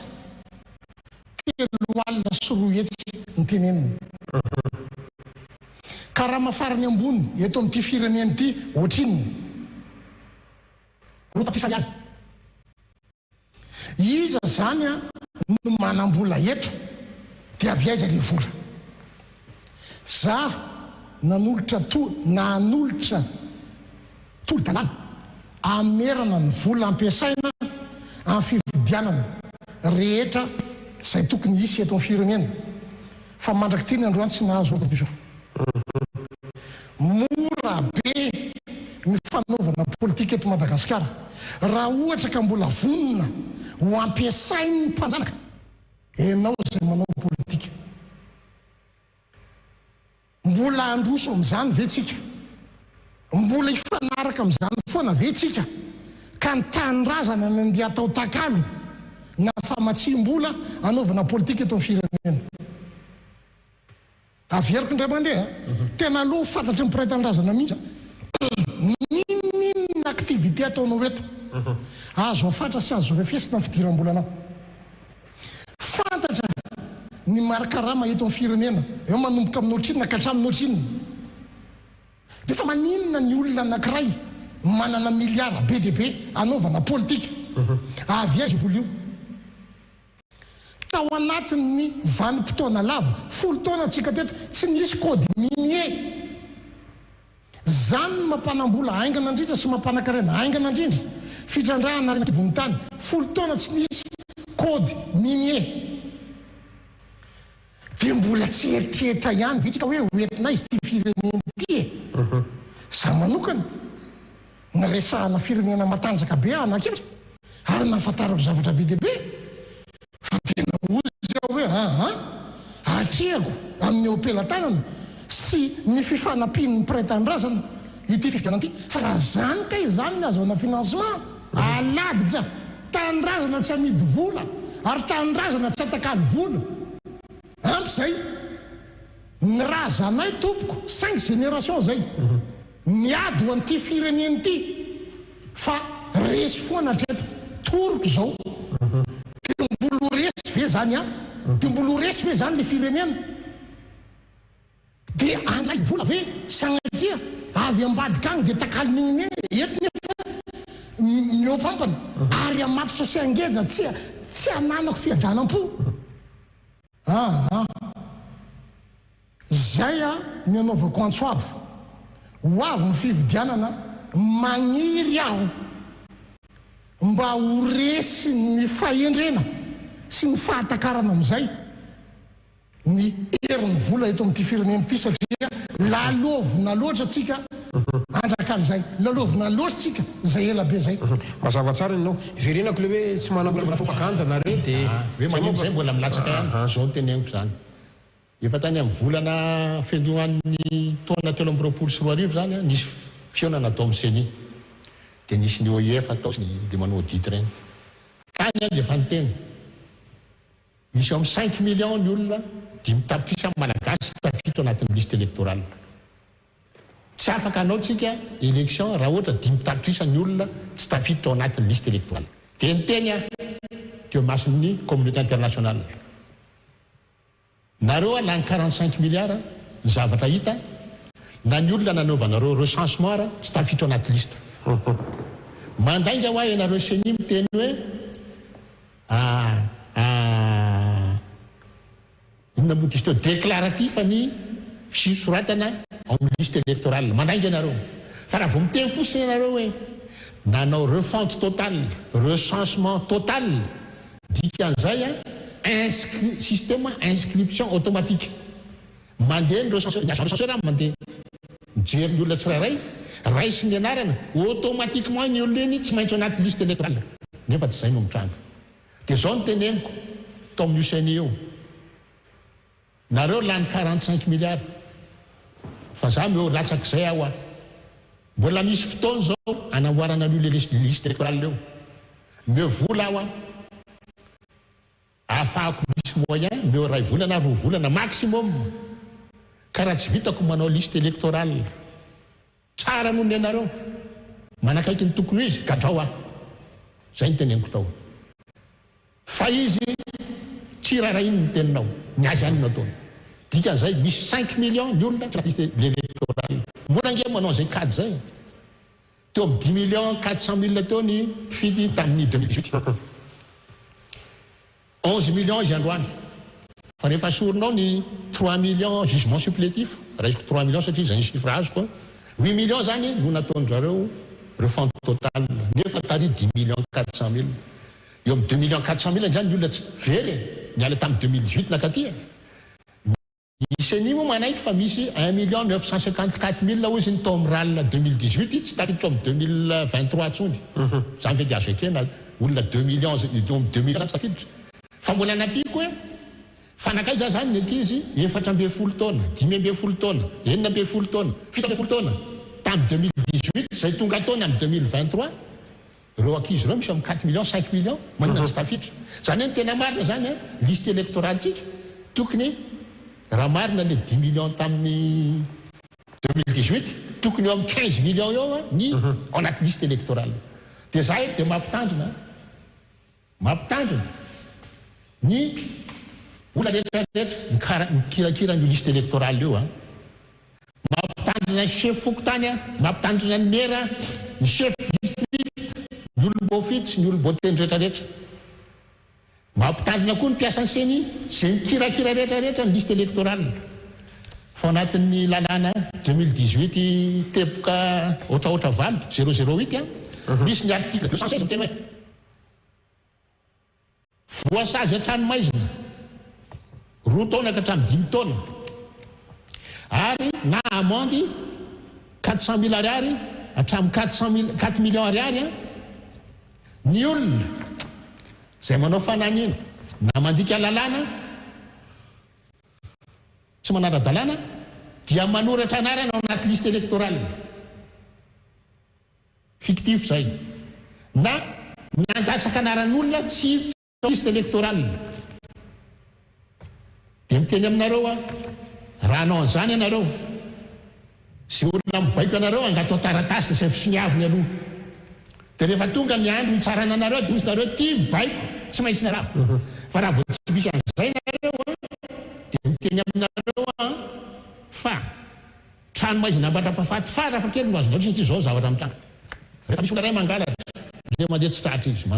mangalatra izy alatra ny amin'ny fiarahamonim-pireneny any amin'ny fiarahamonina eny zany le izy mangalatra fandroana izy tratra mangalatra fahatelo izy tratra tsara iny izy amin'ny alatra fahatelo masazy izy aveo izy tratra le rangaty koa nanao le alatra anankiray ty masazy hafa koa izy amin'iny le alatra voalohany azahoany sazy mitovana reo sazy reo ty zany hitovana le sazy atranomaizina 2 taona ka hatramin'ny 5 taona satria raha misy olona ray na ataontsika andian'olona folo mitaraina zay tsy nampidirinao fa nalatsaka ao ny anaray masazy 2 hatramin'ny 5 taona ianao misy andian'olona koa 100 miteny an'izay koa mitovana koa iny miampy 2 hatramin'ny 5 taona hatrany ny amande tsy ferana fa rehefa 10 tapitrisa ny tsy ao ka hitory anareo reo olona reo afaka mitory anareo reo olona reo dia nareo chef fokany maire chef district sy ny rehetra reo dia nareo ny gadra sy andola amande mitovana ka zay nataoko hoe raha mahazo teritery anareo mangatataratasa sy ataony sonizy olona manery anareo fa rehefa ho avy ny oay ahoay Cédric Rajoel tsy janao fitondrana mandrakizay ary zay afaka miteny fa tsy ho lany filoham-pirenena io amin'ny indray mitoraka ty zay collectif national candidat hitena zany dikan'izany tsy ho ela ianareo dia ho tsarain'ny tantara dia azo an'io sazo mitovana io dia asa zay isin'ny vady amazanakareo tsy karazany menasy ihany tsy menasy zany fampitandremana satria mampahafantatra anareo fa misy zay lalàna zay ina moa menasy an'izany mampahafantatra an'ireo olona eo fa misy milalàna raha vao mandatsaka anaran'olona izy ka any amin'ny fitsarana nge misy an'le hoe faisceau concordant zany hoe misy toe-javatra be deaibe mandeha amina zavatra ray iny dia fa lasa pirofo iny rehefa 5 millions kosa ny anaran'olona tsy tafiditra anaty lista mpifidianana tsy faisceau concordant tso zay fa faisceau laser mihitsy miteny hoe tena fanahin'iny io tompoko fanahin'ina nandatsaka anaran'olona 5 millions zany tsy possible zany hoe tena fahadisoana tsy adisoana tsony zany eo amin'izay fifidianan'izay ihany nitranga misy aloha dia efa nanomboka ny fampirezakevitra ny candidat zay toherinareo na ozy zareo hoe zay atahoranareo ary efa mandrangaranga mihitsy fa raha io ianareo sady tsy manao propagande ny tsy metsika io a dia ho petafa ny premier tour de vite hatreny amin'ny Père Pedro efa nivoaka zany a tany de go ihany koa efa nivoaka zany resaka zany omaly a ho an'ny andriano koa efa nivoaka zany resaka zany a ahoana ny andraisanareo an'izany hoe raha ohatra ka tsy maintsy anoy foana izy a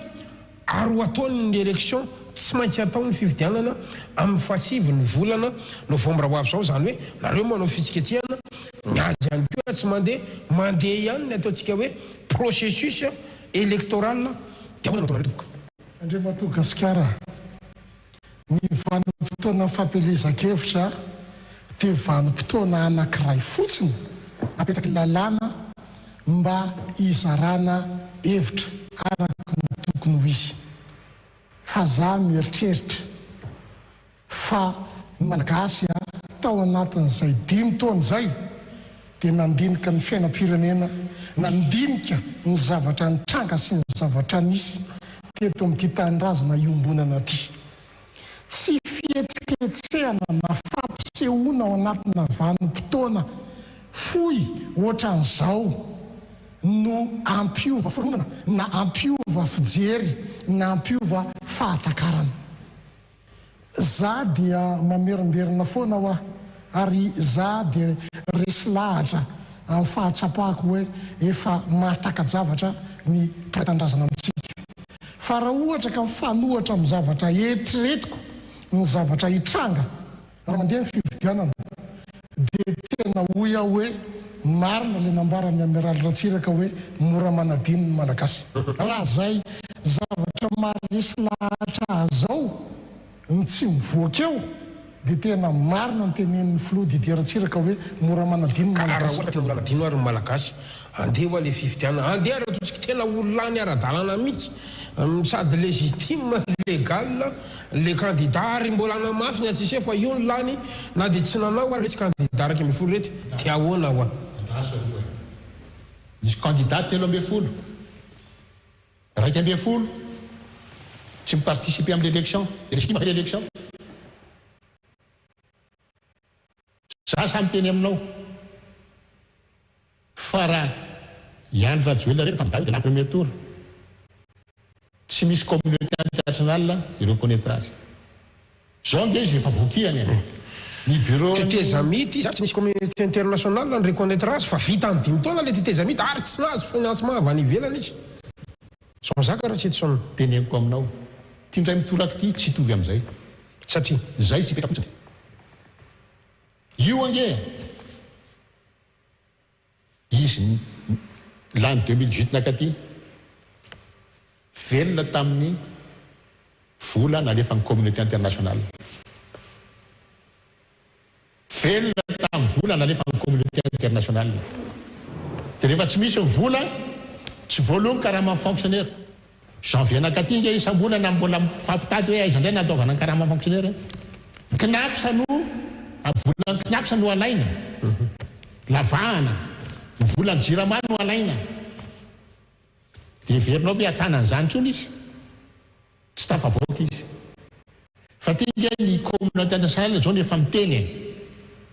ty zao bureau des droits de l'homme ao amin'ny Nations Unies miteny l'état est capturé aux izy par des intérêts privés atao miteny gasy zay voagezana tompontsoa manokana olombitsy ifanjakana malagasy tsy ny collectif de candidat miteny an'izany fa communauté internationale la majorité des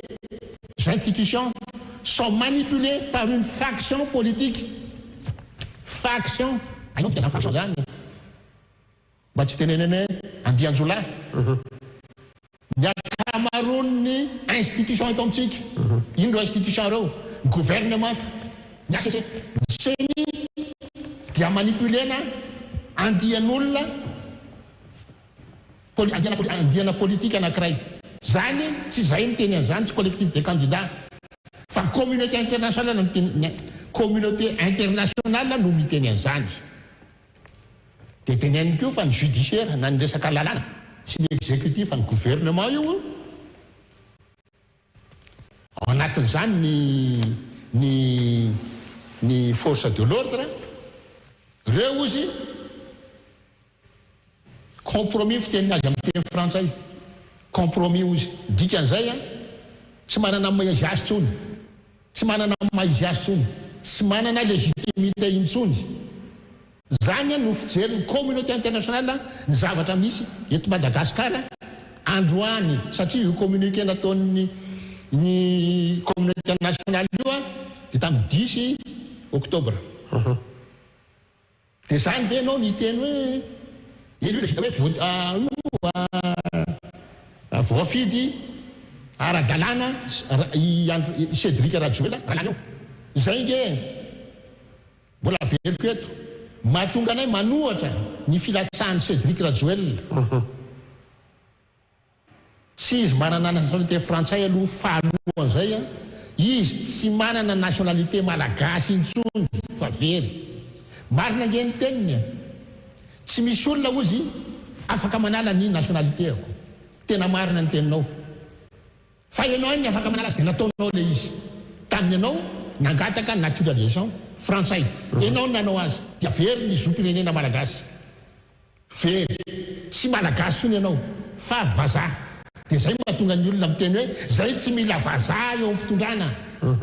amin'ny fomba ahoana moa ianao nge ny olana misy ny olona nazo nationalité par filiation teraka ianao dia vazaha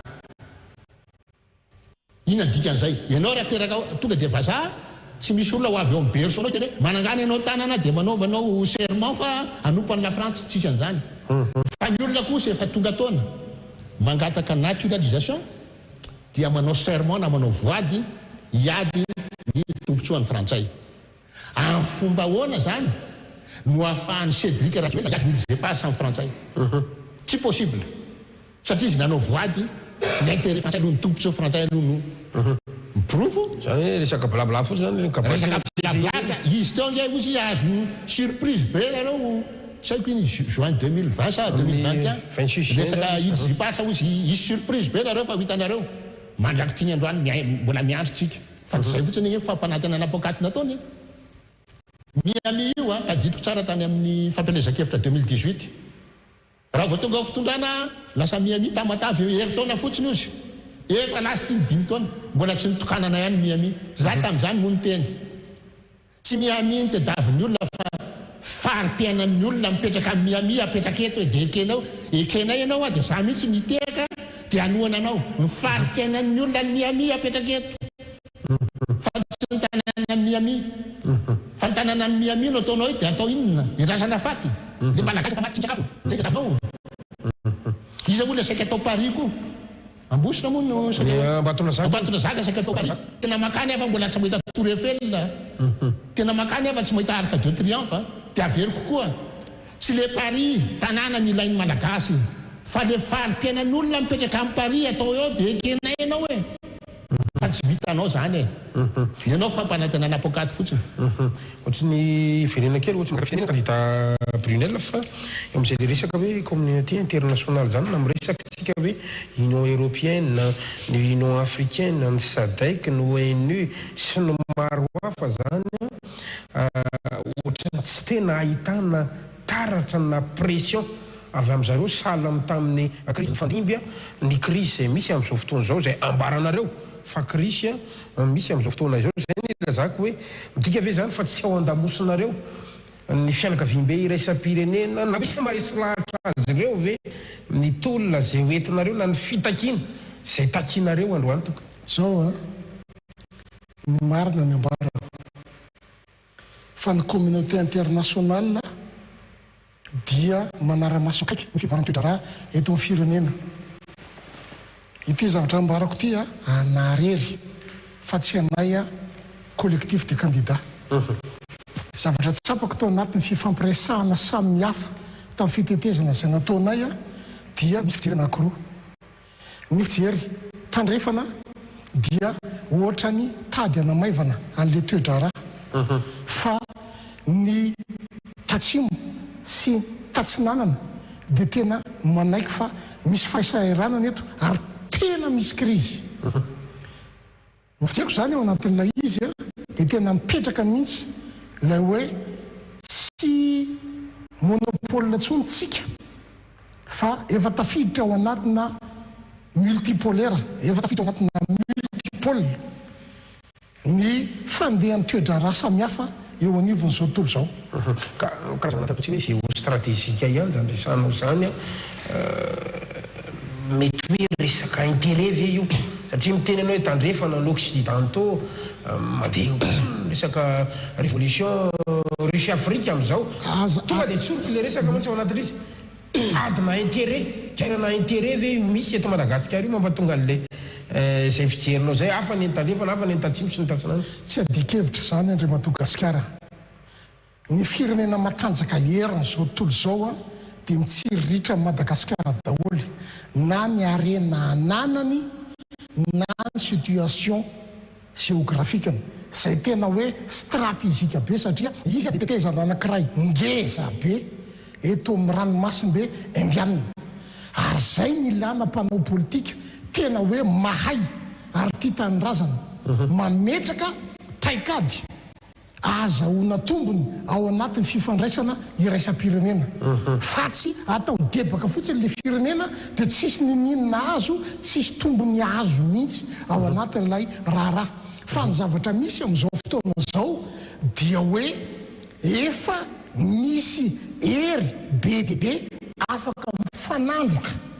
Fa afa ny taloha hoe misy todika anankiray fotsiny tena hoe manao tsindry mavesatra be na midominina ao anatin'le fifandraisana iraisam-pirenena. Dia eo amin'izay ny ilana n'le mpitarika tena hoe mahay ary tia tanindrazana fa azahoana tombony ny fahaizana miara-miasa amin'ny hery samihafa io. Ka rehefa mamakafaka na manao analyse an'izany resaka ao zany satria anao milaza hoe ny tandrefana dia manamaivana, ny tatsimo sy ny tatsinanana dia matsapa ary manome va-analyse. Midika ve zany? Mety ho diso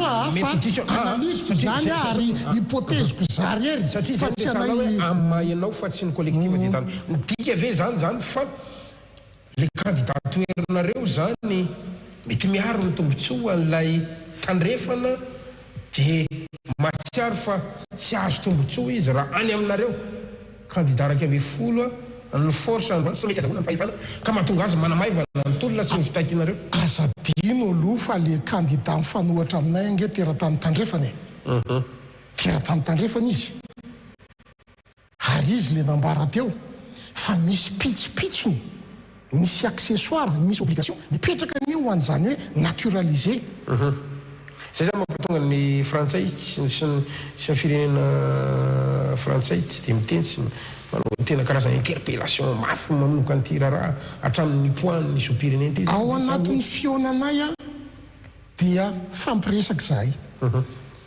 mifanazava, mifampizara fa tena manao analyse psychologique mijery le attitude sy le comportement dia zay no mahatonga ana mamoaka tsokevitra fa mety diso ao satria rehefa miresaka zahay amin'ny commonwealth amin'ny solotena miteny anglisy afa mihitsy ny attention hitondrano zareo an'le raharaha. Dia rehefa miresaka indray zahay amin'ny solotena miteny frantsay dia miaino izy fa hita ihany ao anatin'ny fifampiresahany amin'le synchronisation misy zavatra mety ho diso fa misy zavatra mampiaia ihany. Tena très important be mihitsy zay resaka zay ary tena manatra be ana mihitsy amaranako an'izay ary tena mahitsy raha izay heriny avy any ivelan'izay ianao ve mahita fa mbola afaka andresy ny atao hoe herin'ny tandrefana ny herin'izany tatsimina tatsinana zany raha Madagasikara ilay atsotsika hoe champ de bataille na lay lokanady ao anatin'izany resaka zany tandrefana tsy miady amin'ny tandrefana ny collectif de 11 candidat reo vahoaka hoentinena ke tsy miady amin'ny tandrefany miady amin'ny fitondrana ilégitime intsony afara ny analyse ny candidat Brunel ma tsy de ohatrany hoe amaivany loha zany nareo analyse noho izy teo tsy fantana aloha zay za tsy amaliny tsy amaliny valiteniny ny député Brunel za de miteny zavatra nisy teto hatramin'izay mbola tsy naturalisé français Cédric ny tolona rehetra nisy teto dia nisy gasy latsa-dra foana nanonga ny zavatra niova nisy latsa-dra foana teto dia rehefa nisy latsa-dra dia nenjera foana trany ny fitondrana tsisy resaka hoe tandrefana io na tatsinarana io na afrikana fa fateny aminao rehefa manomboka miova ny communauté internationale androany tsika miteny androany efa manomboka miova ny fijeriny ny eto Madagasikara zay te hanaprofo andrareo hoe tsy voatery olona maty vo afaka itenareo misy crise fa efa misy crise eto ary ny ambassade ny Afrique du Sud amin'ny resaka aminay dia efa miteny hoe misy crise eto io nataon-dralahy io coup d'état institutionnel miprofo ny président Sénat androany no miteny fa nambanana izy natonga azy tsy nandray an'le fitondrana dia zao zalahy mikonokonona ny analana ny président Sénat ao amin'ny toerany dia za rehefa mandray lalàna aza mamorona lalàna areo fa ozy ny article 72 fa na izy voaheloka dia le heloka azony mahatonga azy azo atao olom-boafiditsony zay izy vo déchu na miala amin'ny toerana misy azy na izy voakapoky ny article 8 na ny article 20 inona ny tenen'ny article 8 ny article 8 hoe déchu ianao raha ohatra ka miova parti fa ny article 8 zay mbola miteny hoe raha ohatra ndray ianao kanefa miala miova tsy miova parti fa mivadika manao indépendant dia tsy déchu ianao dia ny article 20 miteny hoe déchu ianao raha tsy nanao déclaration de patrimoine zay ihany no ahafahana manala ny filohan'ny Sénat fa ty fikonokonona ny gouvernement ty hoe natsony di ny ao amin'ny Sénat izy dia hoe sao dia marary saina ny président Sénat dia fitenenana an'izay ve dia miteny hoe lasa marary saina tokoa izy tsy ao anaty lalàna zany tompoko voalohany fa olona manana ny saina ny orangah io fa tsy adady izy akory izake miteny an'iny dia fa matahotra ny hofaty fa za koa dia miteny eto fa raha misy maninona ny président Sénat dia mafantatsika izy namono azy reo amin'ny fitondran'ireo ihany ka miveriny eto amin'ny teny hoe tsy misy ao anaty lalàna ahafahana manala ny filohan'ny Sénat eo am-toerany fa amorona indray izy dia alitsakaitsaka lalam-panorenana iray izy zay no ataon-jareo reo zay mikonokononany ao ivorony gouvernement anao session extraordinaire dia no tenen'ireo député reo hoe assury fa tsy marary saina tsy mariny zany tsy avy atao zany tsy ao anaty lalàna zany satria io rangaha io tsy marary saina satria io rangaha io mbola manana ny saina io matony teny an'izay ary averiko foana fa raha ohatra izy tany am-boalohany tsy niteny an'le hoe tsy andraisako an'io pour des raisons particulières raha tsy niteny an'izay so izy pour des raisons personnelles dia ekeko tsy afaka niteny tsony izy fa mbola tsy nisy niala zany teto dia niteny pour des raisons particulières na antany tena n'io daholy nrehetrarehetra zay tao amin'ny collectif des candidats ny olona tsiraray inona raha le raisons particulières natonga azy niala inona natonga azy tsy handray le fitondrana inona reo mivoaka izy ty androany voaka izy ty androany manao ahoana no mety hoe ataontsika hoe fitandrona n'izay ain'izay satria nisan'ny appel zay nataony colonel Salla ihany koa zay ary be dia be milaza fa izay no voandohan-drara ny mpitondra kehitriny rehefa ho avy ny fivoriana ara-potoana anaisotra azy eo amin'izay toeran'izay ka mety antony ihany koa natonga azy mihetsika tatoato zay namoaka ny tsy ambaratelo sy ny zavatra rehetrarehetra inona no mety hoe tosika afaka ataona kolektiva de candidat ho an'ity présidentsy anaty manoloana an'izay fasahiny namoaka ny marina izay anao zay tsy hamoaka ny zavatra ho ataonay anao zay tsy hamoaka ny zavatra ho ataonay anao anampy azy fa anao tsy avoakanay eto ianao nge rehefa misy zao nge karazana ina moa bataille juridique ny argumentanao tsy avoakanao mialohany amin'ny adversaire anao anao mba tazominay zay fa zay vonona ny anampy azy fa tsy ekenay raha tena marina nge adversaire politique anay ery marina razafy maefa na ohatra ary izy niteny an'iny adversaire politique izy fa maha-olombelona azy amin'ny fasahiny mitovy aminay zay kosa mijoro mitondra ny vahoaka fa tsy mandefa ny vahoaka endany nareo maty de zay aterina fa rehefa misy maty eo minjera ho azy ny gouvernement amin'izao fotoana zao zay tsy manao an'izany calcul zany ny calcul nataondry Cédric Rajoelina zany tamin'ny androny averiko indray tamin'izy nandeha Ambohitsiroatra vahoaka nalefany tao Ambohitsiroatra izy niafina dika zay efa nafantatra izy fa izy tifitra eo de nialaka tany arina ny vahoaka izy de toka izy de rasanody nareo vahoaka navelany teo nataony sorona de nazahoany ny fahefana tamin'izay fotoana zay tsy hanao an'izay zay joro eo anatray amin'ny vahoaka zay hitarika amin'ny vahoaka ary zay tsy hitondra ny vahoaka any fahafatesana zay mba tonga anay manapirofo zay fa ny anay fandehanana an-dalambe nataonay hatramin'izay nandeha ampilaminana pasifika tsy nisy atody ray vaky tsy nisy nampivarotra ray voaroba ny entany tsy nisy fa nandeha ampilaminana zay rapitro zay mbola andeha ampilaminana eny apasika ny départ tonga avy anareo miaraka aminay aza mataotra anareo satria zay nitarika anareo zay tsy andefa anareo mialoha raha misy tifitra zany io zay nitaty azy voalohany sopaninina fa zay nataoko hoe matokinareo efa manomboka mivadika ny rivotra any amin'ny communauté internationale de teneniko tsy niresaka SADC sy OUA fotsiny fa na nitandrefandreo raha iova kelikely ny fijeriny eto Madagasikara satria rehefa hitany hoe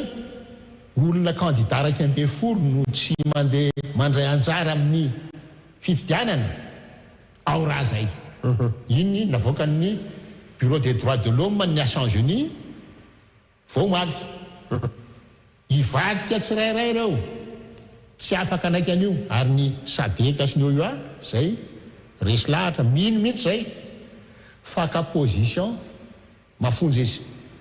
tsy natoangavandreo nge ny sakanan'ny gouvernement efa tonga mialonga ireo olonareo aza tongonareo fa any amin'ny 14 nareo vao tonga inadikan'izany fa ho avy any reo olonareo de hijery izy de ahita izy fa mahita izy zao tena atahoran'le gouvernement tahony ao anatin'izay zavatra hoe fa maninona no tokony ho katahatra ny atahorany de hoe ny tena marina misy crise eto rehefa reny ny olona lahatra an-dalambe ampilaminana crise io tompoko fa ny gouvernement nge mahatonga azy tsy miteny raha jerenareo misy gazety namany ao tsy miteny mihitsy hoe misy maratra tsy miteny mihitsy hoe misy crise eto Madagasikara ny RNM sy ny TVM tsy lazaina intsony ohatrany tsy misy le filaharam-be ataon'ny collectif ohatrany hoe élection normale eto fa misy crise eto tsy élection normale io tompoko tsy possible andany areo mijery le panneau misy ny tokony isy ny affiche ny candidat lehibe folo fa raha ihany ny ao le vahiny le tsy gasy ihany no manana affiche ao de le affiche apetrany eo koa mbola tsy manara-dalàna misy norme nge fametrahana affiche io misy dimension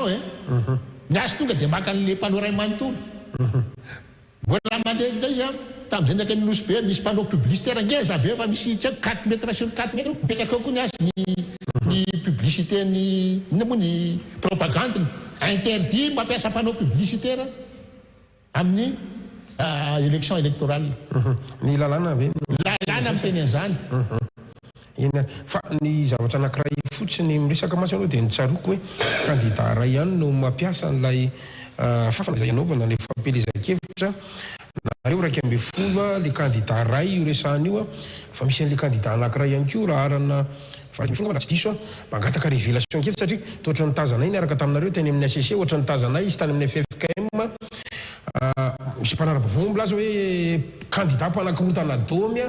ohatrotriny ahoana ny position rehefa miresaky nareo hoe maka izy ny andro zao maly no fampelezakevitra izy to ohatra mbola tsy tazana aloha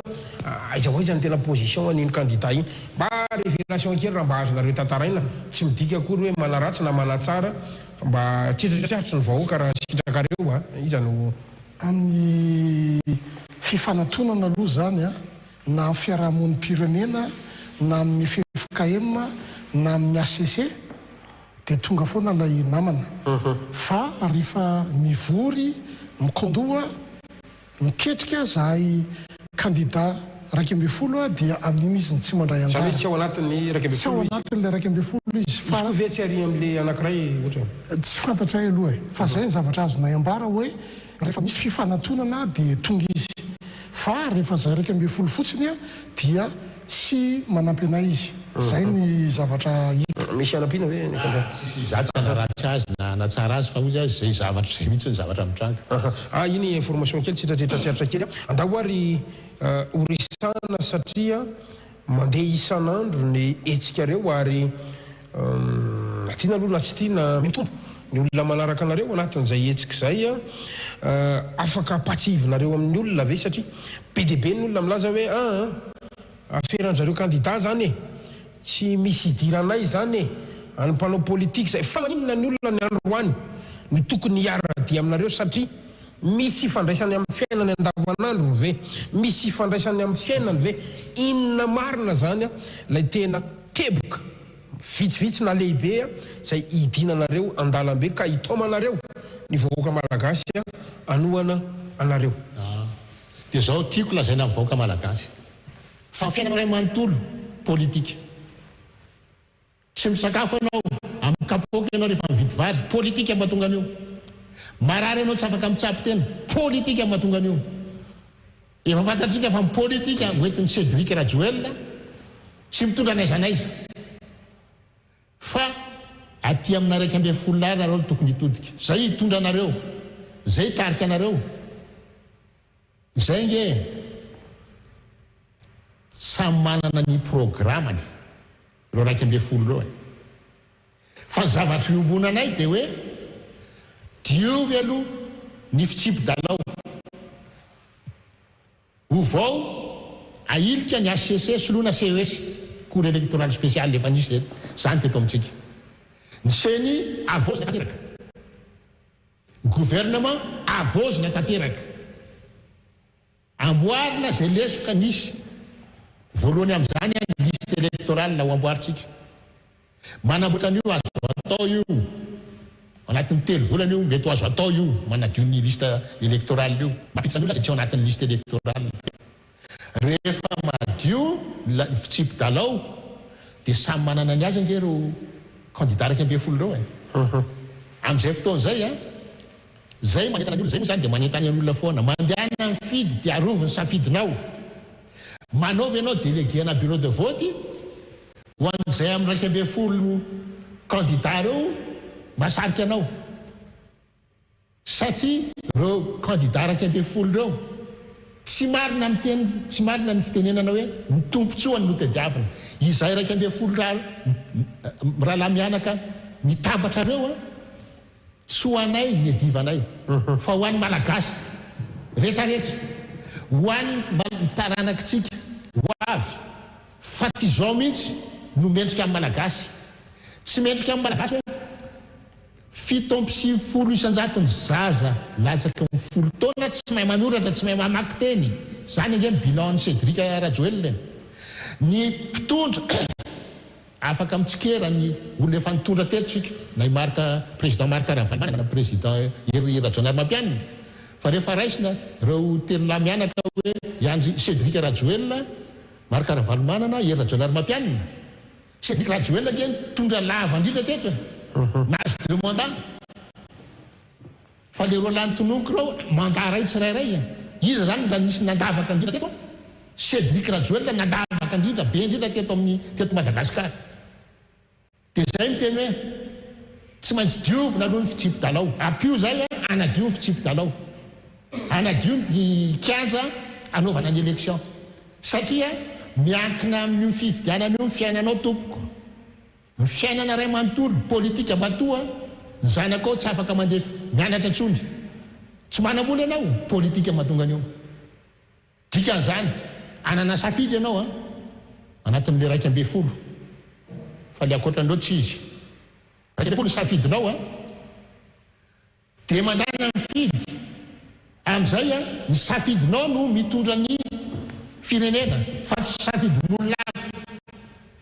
Fa raha ihany foana ianao za tsy tia politika dia tsy andeha hifidy ianao,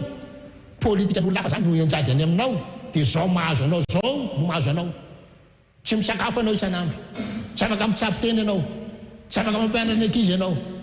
Tonga tao amin'ny fidiran'ny mpianatra sahirany ianao hividy ny fitaovam-pianarana. Zany zavatra mahazo antsika menakavy. Dia ozy hoe mandraisa ndraiky, fandraisana ndraikitra voalohany tongava manatevarana ny collectif, ny collectif 11 candidats. Tongava rapitso ny apasika. Dia indreo ny cortège raha tsy mahatratra anay ianao fa andeha lavidavitra zay rapitso. Andeha hitety tanàna. Fa zay tsy hitady affrontement. Zay tsy hoeny amin'ny 13 mai rapitso. Tonga dia efa tenegniko. Dia mangataka anareo, milaza anareo tany filaminana. Aza andefasana bombe lacrymogène ireo vahoaka ireo. Indrindrindrindra aza andefasana grenade maloto le misy fantsika. Iny angeny navoan'ny tongotry ny président Marc Ravalomanana. Fa mba eto raha iny grenade iny mahazo firifana mamono olona iny. Sa zay no andrasanareo hoe misy candidat maty. Fa amin'izay fotoan'izay kosa tonga dia tonga dia mihepitra ny fifidianana raha misy candidat maty. Fa zay tsy atahotra. Reo manakarama milisy reo. Za mino fa tsy mpitandro filaminana no manao an'ireny fa olona karamaina. Somary venina kely ny antsipirina n'ilay fitakiana teo satria niresaka ny candidat zao Zakaratsy Edson,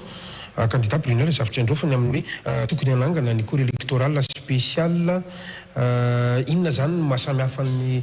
CES amin'le ACC dia iza moa zany ny andrafitra an'izay. Nilaza koa izy teo hoe raha vao le CENI dia manangana vaovao dia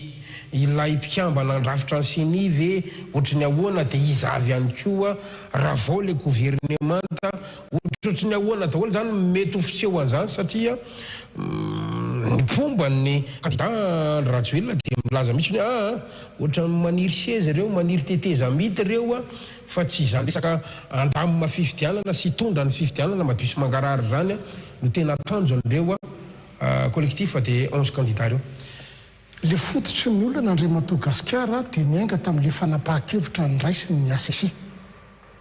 Ny rehetra izay mahay mamaky teny dia nietreritra fa misy candidat tsy tokony ho tafiditra ao anatin'le candidat validé. Tany zany no fototsy le olana ka rehefa nivalidé le ACC le candidature le 13 dia nanomboka teo lay tsy fahatokisana ntsony an'ilay ACC ka nampisan'le fanambarana miseho hoe tsy matokontsony an'io ACC io zahay. Dia nytoa le raharaha nakaty amin'ny hoe tokony filohan'ny antenimera pirenena no mandray ny fitondram-panjakana mandritra ny vanim-potoana ny fifidianana nefa nydinga aminy izy fa nomena ny gouvernemanta. Dia aty aoriana mivoaka Ambatolampy amin'izay na dia efa enonay tary aloha fa no ny tery sy ny tsindrina atao tamin'ny filohan'ny antenimera no nahazahoany ny gouvernemanta alay fahefana. Nanao fahadisoana koa zany ilay gouvernemanta satria manao zavatra mamoetra ohatran'izany. Dia zay no mahatonga n'le fitakiana hoe raha iny kosa fanapahan-kevitrinareo ACC hafahafa be mbola toky anareo amoaka pitsarana ka anonona hoe ity ny voafidy ny maro anisa tamin'ity fifidianana ity fa nareo mijanona eo mahandro mpanjakana anareo fa manangana sampandraharaha anankiray izay antsoina hoe cour électorale spéciale zay efa nisy teto ihany itsara manokana ny raharaha mpividianana ary noho zay fahadisoana nataon'ny governemanta zay fa nandrombaka fahefana zay tsy tokony ho azy dia mametraka azy ao anatina fahadisoana ihany koa ka tokony anovana azy satria zany no manapirofo fa hoe mitanila izy ao anatin'le fijeriny matoa miazakazaka izy mandrombaka n'lay fahefana ary aza dinontsika fa io governemanta io dia efa nalohany maronisy tena nivon'ny antenimera-pirenena satria sy olo-mavambahoaka 5 nefa nanao soni nitsipaka hoe tsy azo tokisana intsony ty fa noho nitsindry avy any ambadika no mbola nahatavela azy teo ny fametrahana azy teo ve zany nisy fifanarahana tamin'ny olona zay miaro azy tamin'ireny fotoana reny ka ampanaovina azy andraikitra manokana zay mety iopefy zany rehetrarehetra zany a fanontaniana mipetraka ka mahatonga andrehetra miaya hoe raha ity ny andrasana sy andraindraina fa hikarakara fividianana dia manahirana be ny ino fa hoe adio sy angarahara le fitantanany an'le raharaha mpividianana zany rehetrarehetra zany no fangaro andreo Madagasikara mahatonga n'ilay fitakina hoe apetraka ny Suècia gouvernemanta vaovao no mitantana ny fividianana dia mazava ho azy fa ato misenia tokoa zany a tsy maintsy misy fanamboarana mba ahafahana manenjika an'ireo tsy fahalavorariana maro samihafa tamin'ny fanomanana n'ity fividianana ity. Ny akora politika ve zany no ametraka hoe izy ny olona anao an'ireo sy andrafitra an'ireo anao ahoana ihany koa no mety ho risika ny ataontsika hoe fiandanina sy ohatrohatr'izay zay satria zay ihany ary ny andravanana ny eo efa misy anticipation sy balizany zany ve sy akora politika iny dia ao le 11 candidat rehefa ao le 11 candidat ifanarana tsara mazava tsara ny fitsipy-dalao vaovao tsy hitentsony zay hoe mitanila rio na tsy mitanila rio fa zadinonge efa androany na ilatsaka ary zay 11 candidat na iteny ary zay androany zay iteny hoe andao ifanaraka olona ray any no toanatsika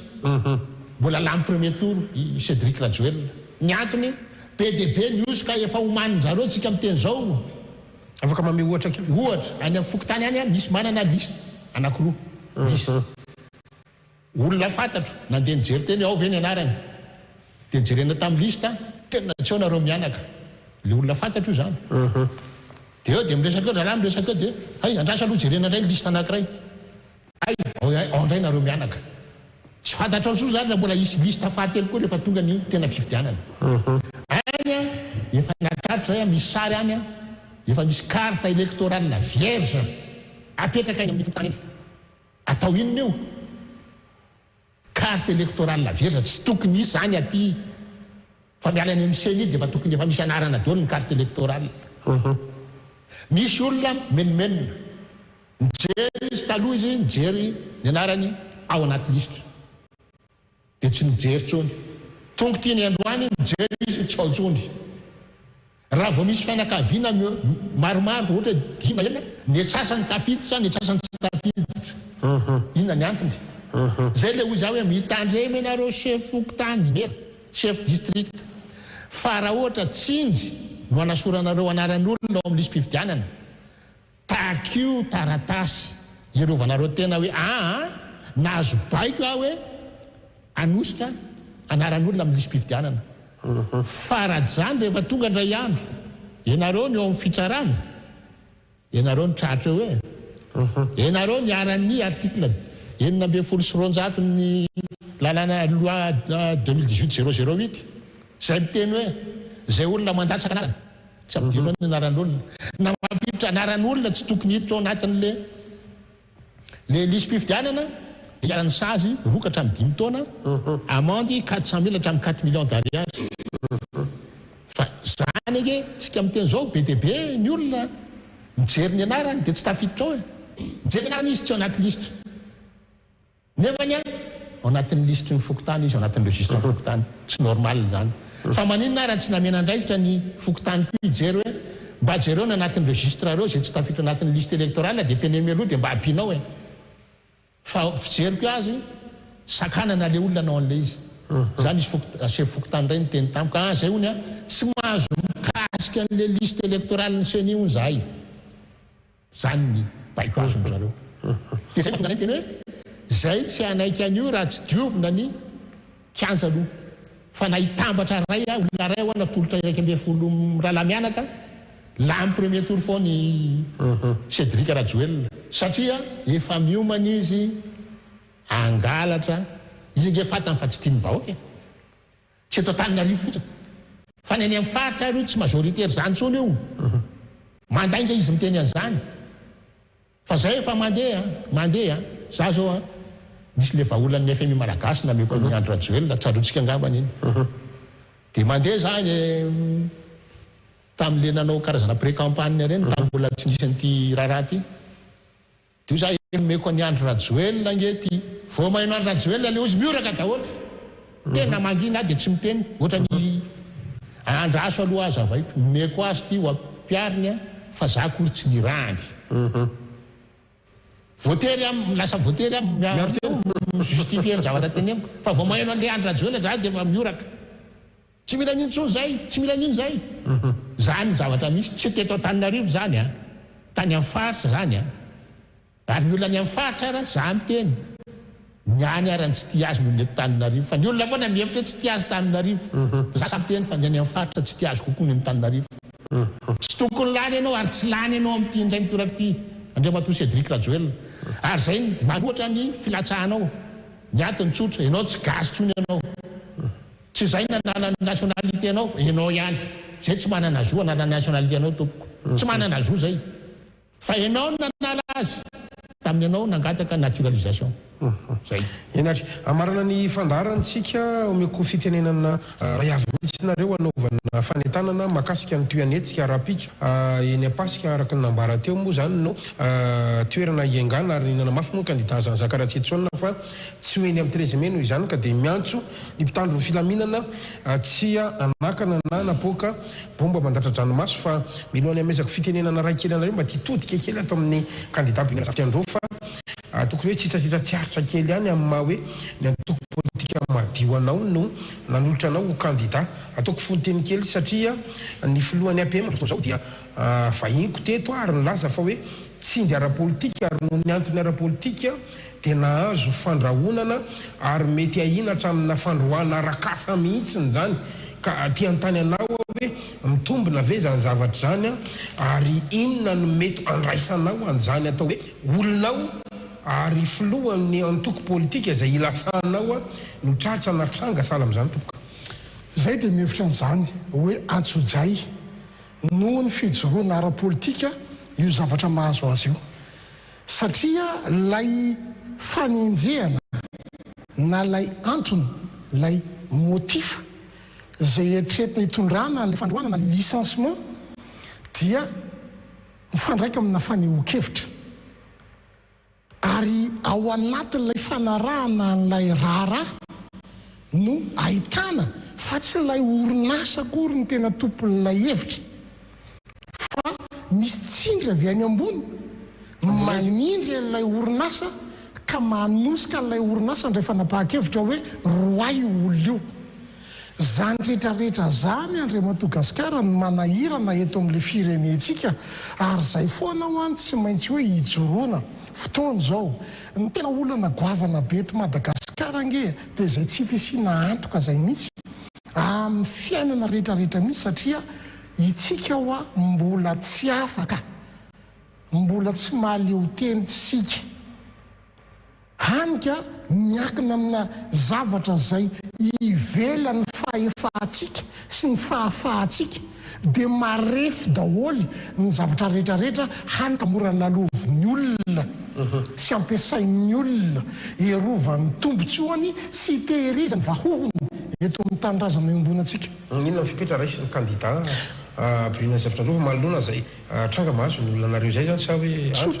tsotra be le izy Andriamatoa Gasikara mahatony tena mijoro ho an'ilay firenena dia ho an'ny vahoaka malagasy zay ho an'ny tsirariny ho an'ny tsindry azo lena tafiditra ho anatin'izany ny filohan'ny APM arovana izy arovanay tanteraka izy ao anatin'lay tranga fa dia io moa zany andrasana ny feofieritreretany avny inspection de travail hoe tena mbola anaraka le tsindry avele tokoa ve hoe roa io sa mba hitsara araka ny feofieritreretany ka hiteny fa hoe tsisy fandraisany amin'ny raha araka saria mifanehokevitra nataony ty olona ty dia zay no andrasanay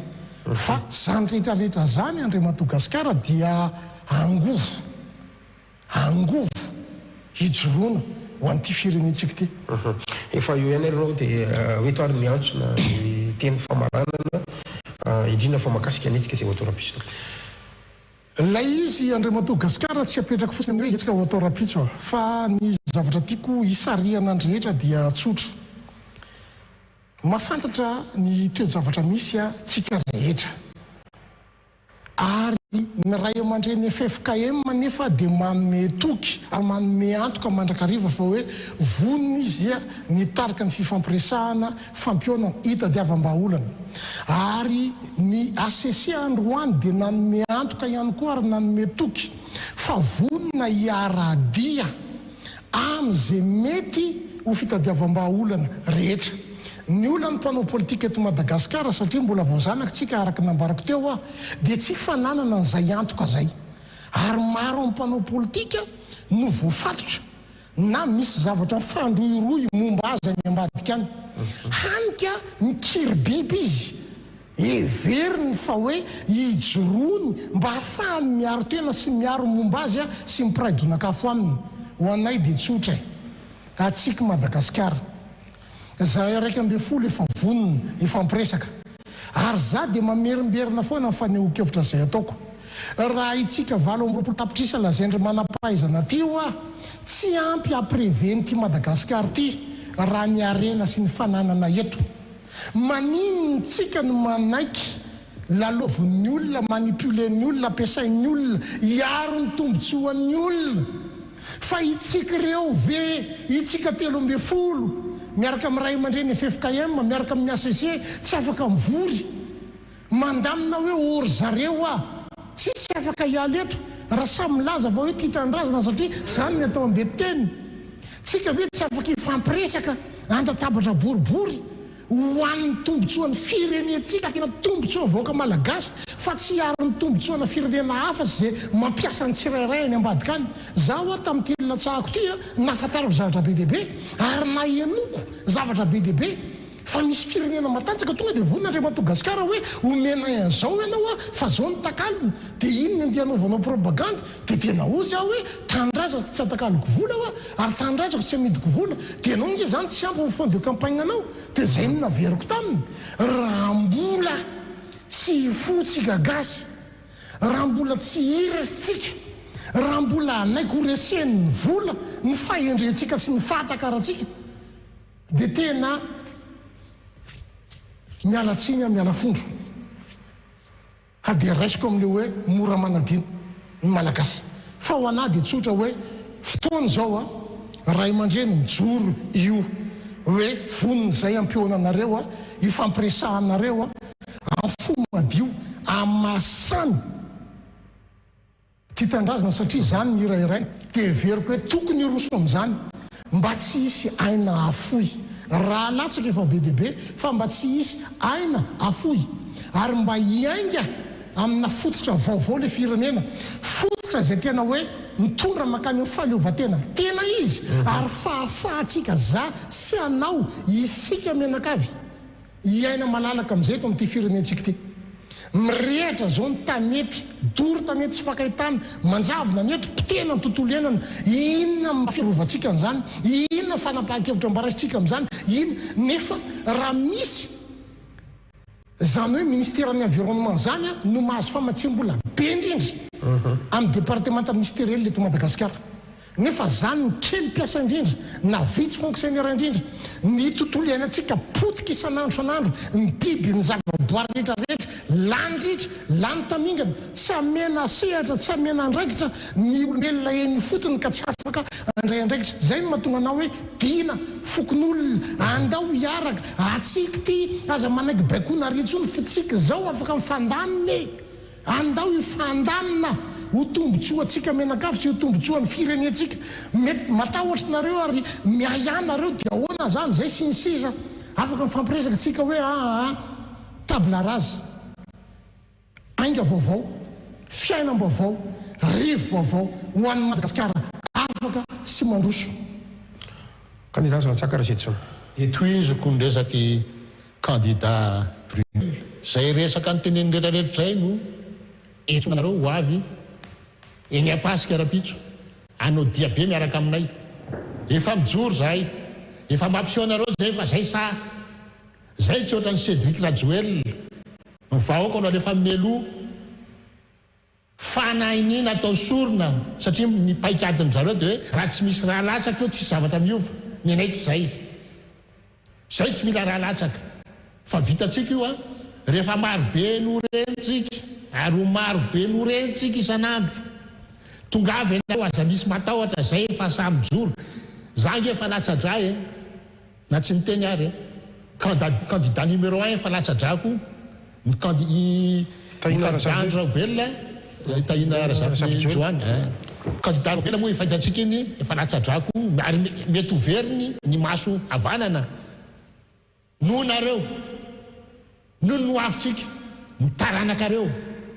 ho avelatsika ho petrakitsika amin'io tsy olona tsy gasy io tsony ve olona nanao voady tamin'ny firenena vahiny ve ho avelan'io ho avelatsika amin'io ve ny firenentsika za ijoro candidat Brunel ijoro ny collectif de 11 candidat ijoro afaran'izay tsy ho anay tsy tompotsy ho anay zay raha misy miteny hoe nareo mandeha mialoha mety ho faty fa tadio fa raha maty ange zay izy na tompontsoa azonay am'izany na ny fianakaviana rehefa azo tompontsoa am'izany fa zay sa mijoro dia anjaranareo manaraka anay tonga ava Rapitso eny Ampasika aza matahotra manao antsoavo ho an'ny Froalda rehetrarehetra ny force de l'ordre aza tifirina raha zay zay mandeha am-pilaminana averinay foana mbola tsy nisy nahatody ray vaky mbola tsy nisy tapivarotra ray ary nitaraina fa veriny entany avy alao zay ilahatra am-pilaminana ho an'ny taranaka-reo koa nge io nareo amin'ny force de l'ordre reo ho an'ny taranaka-reo nge io ka ho tsarainy tantarinareo fa tsy ny tantara fotsiny hitsaranareo fa ny taranaka-reo koa nitsaranareo hoe ndray andro hoe nareo ve no nanakana an'le etsika fanavotana ny Madagasikara ianareo ve no nanakana an'iny azo tsiny amin'ny taranaka-reo koa nareo avy alao zay andeha am-pilaminana zay tsy miatsiady zay marche pacifique etsika am-pilaminana ny tediavinay dia mangataka aminareo zay avy alao zay andeha ilahatra andalambe. Mankasiraka indrindra tompo isaorantsika manokana izy rahalahy candidat ho fipirenena ao anatin'ny collectif de 11 candidat nanaiky ny fanasantsika tamin'ity alina ity fantatro ny adidy satria voamarainareo dia voaheny akanja mivory roa kanefa noho ny fitiavanareo ny malagasy ny fahitalavitra dia namaly an'izay andro zay isaorantsika ihany koa ireo fahitalavitra rahavavy sy onjam-peo rahavavy rehetra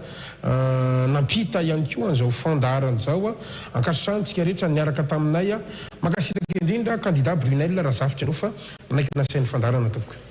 Sotra betsaka ny famisana sehatra Andriamato Gasikara ho an'ny tanindrazana hiaro ny tanitsika ary ny malagasy tsy maintsy olohany eto amin'ny firenena satria masina ny tanindrazana ary ho asinitsika ho averintsika zay hasy ny tanindrazantsika zay. Mankasiraka indrindra tompoko mankasiraka ihany koa candidat Zantsaka Razetson nanaiky ny fanasana tamin'ity ality tompo. Isaorana ianao Andriamato Gasikara isaorana ny aina aman-jery rehetra napitan'ity émission ty fa zava-dehibe ty tsy ho anay ty tsy ho anay raiky ambe folo mirahalahy io fitiava-tanindrazana no mahatonga anay mitsangana io. Mankasiraka indrindra tompoko ianao ihany tokantrano ihany koa dia isaorana ihany koa niaraka taminay tamin'ity alina ity efa alindalina zao amin'ny raiky ambe folo ora sy folo minitra eto Madagasikara marobe nareo nefa no miaraka taminay ho an'ny firenena ka dia mametraka ny mandrapitafa ary mirary toromaso mamy ho antsika rehetra ho amin'izao alina izao mandrapitafa.